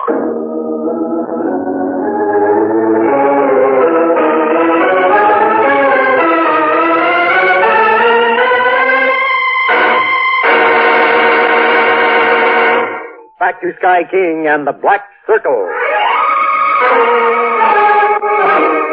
It's 8:35 p.m. Less than half an hour from the time when the leader of the Black Circle has threatened to bomb Marseille. At the headquarters of the police judiciaire, Sky King and his friends wait tensely for the deadline to arrive. Oh, golly, Sky. The clock is getting awfully close. Them French law dogs don't find that Jasper mighty quick. This whole town might go sky high. Including this building we're in right now, Jim. Did you ever find that man's picture in the Rogues Gallery, Sky? I mean, the one who calls himself the leader of the Black Circle? Yes, he's an American named Jeff Colby. Police record both here and back in the States. Why don't we go out in the streets and walk around, huh? Anything is better than just sitting here. Oh, we can't. All the streets have been cleared. The police have stopped all traffic. They're checking everyone they see. Yeah. The inspector told me they even stopped the trains running. Gee, must be just like it was during the war when they had an air raid. That's about right, Penny. It's a... Wait a second. Huh? What's the matter, Sky? An air raid. That may be it. I don't get it. The police have been assuming all along this would be a case of someone planting a bomb, or maybe throwing it from a speeding car the way it was done last time. Mm-hmm. I mean, this time it may be dropped from an airplane. Huh? Come on. We better find the inspector and get out to the airfield fast.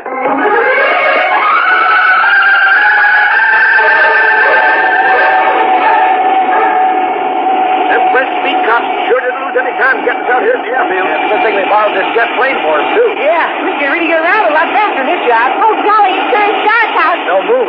He may have counted on that. There's on the searchlight. Good. Got him playing all over the city. We'll stay out here beyond the edge of the city. If he comes at all, he... It's the inspector. King de Bacon. Come in, please. We have just received a call from the Air Ministry. They tell us a man like Jeff Colby took off from an airfield near Avignon half an hour ago. Sky, you were right. King de Bacon. Where's Avignon? About 60 miles by air northwest of Marseille. 60 miles? He ought to be here by now. Apple and buzzards. He is here. Take a look. A plane. Caught in the searchlight. And it's coming from the northwest. It's an old blaster meteor. Sky King calling Meteor. Is that you, Colby? Too bad you didn't fry in that fryer, King. Maybe we can remedy that later on. I'm warning you, Colby. You better turn back. Oh, what happened? Or you've had it. Like this. That's just a warning, Colby. Go ahead, King. This ship is loaded with TNT. You shoot me down over the city, it'll be just like dropping a blockbuster. Sky, he's right. If that plane crashes and go up, it might kill hundreds of people. But putting the ship in a dive. Heading right for the heart of Marseille. No, he's bailing out. Hey, you can clobber that polecat now, Sky. Not while he's hanging in the silk ship. He knew you wouldn't shoot him in cold blood. That plane, Sky, what are you going to do? It'll crash for sure right in the city. We don't dare shoot it down, which means we'll have to try another way. Sky, what are you going to do? The same thing a native pilot did just a couple of weeks ago. What's that? A pilot bailed out, left his jet heading for a short crash over San Diego. So what happened? Another pilot flew wing to wing with it, just like I'm doing with this meteor. Hey, Sky! Oh, look out!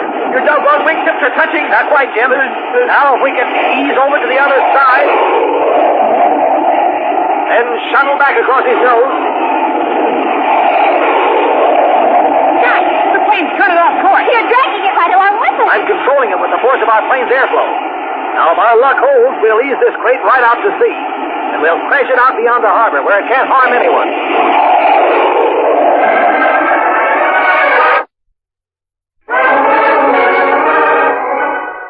Sorry to keep you tied up like this, Mrs. Conway. That husband of yours had just minded his own business. I'm glad he went to the police. You may have cause to change your mind about that if Bocage is convicted. Bob was right. Men like you should be punished. I'm afraid they'll have to catch me first. You can't escape the law forever. I did tonight. I timed my jump so as to land right in the freight yard. Too bad a freight train wasn't coming. You should have seen those poor dumb gendarmes. They had to search every car. By the time they wound up, they were playing tag with each other. Game's over, Colby. Oh,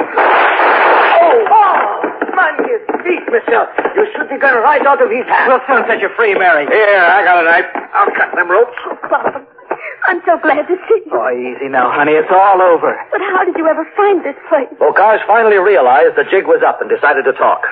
So did the old woman at the Café Napolitain. With what we learned tonight, we put the black circle out of business for keeps. But you won't get away, King. The Brotherhood will see to that. I'll take my chances, Colby. A moment ago, you spoke about the gendarmes playing tag with each other. Well, from now on, you're it. For at least the next 20 years in a French prison.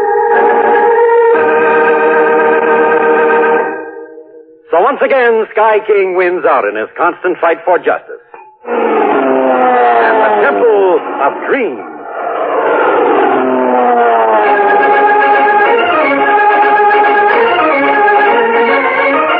Preceding transcribed, this is the Mutual Broadcasting System.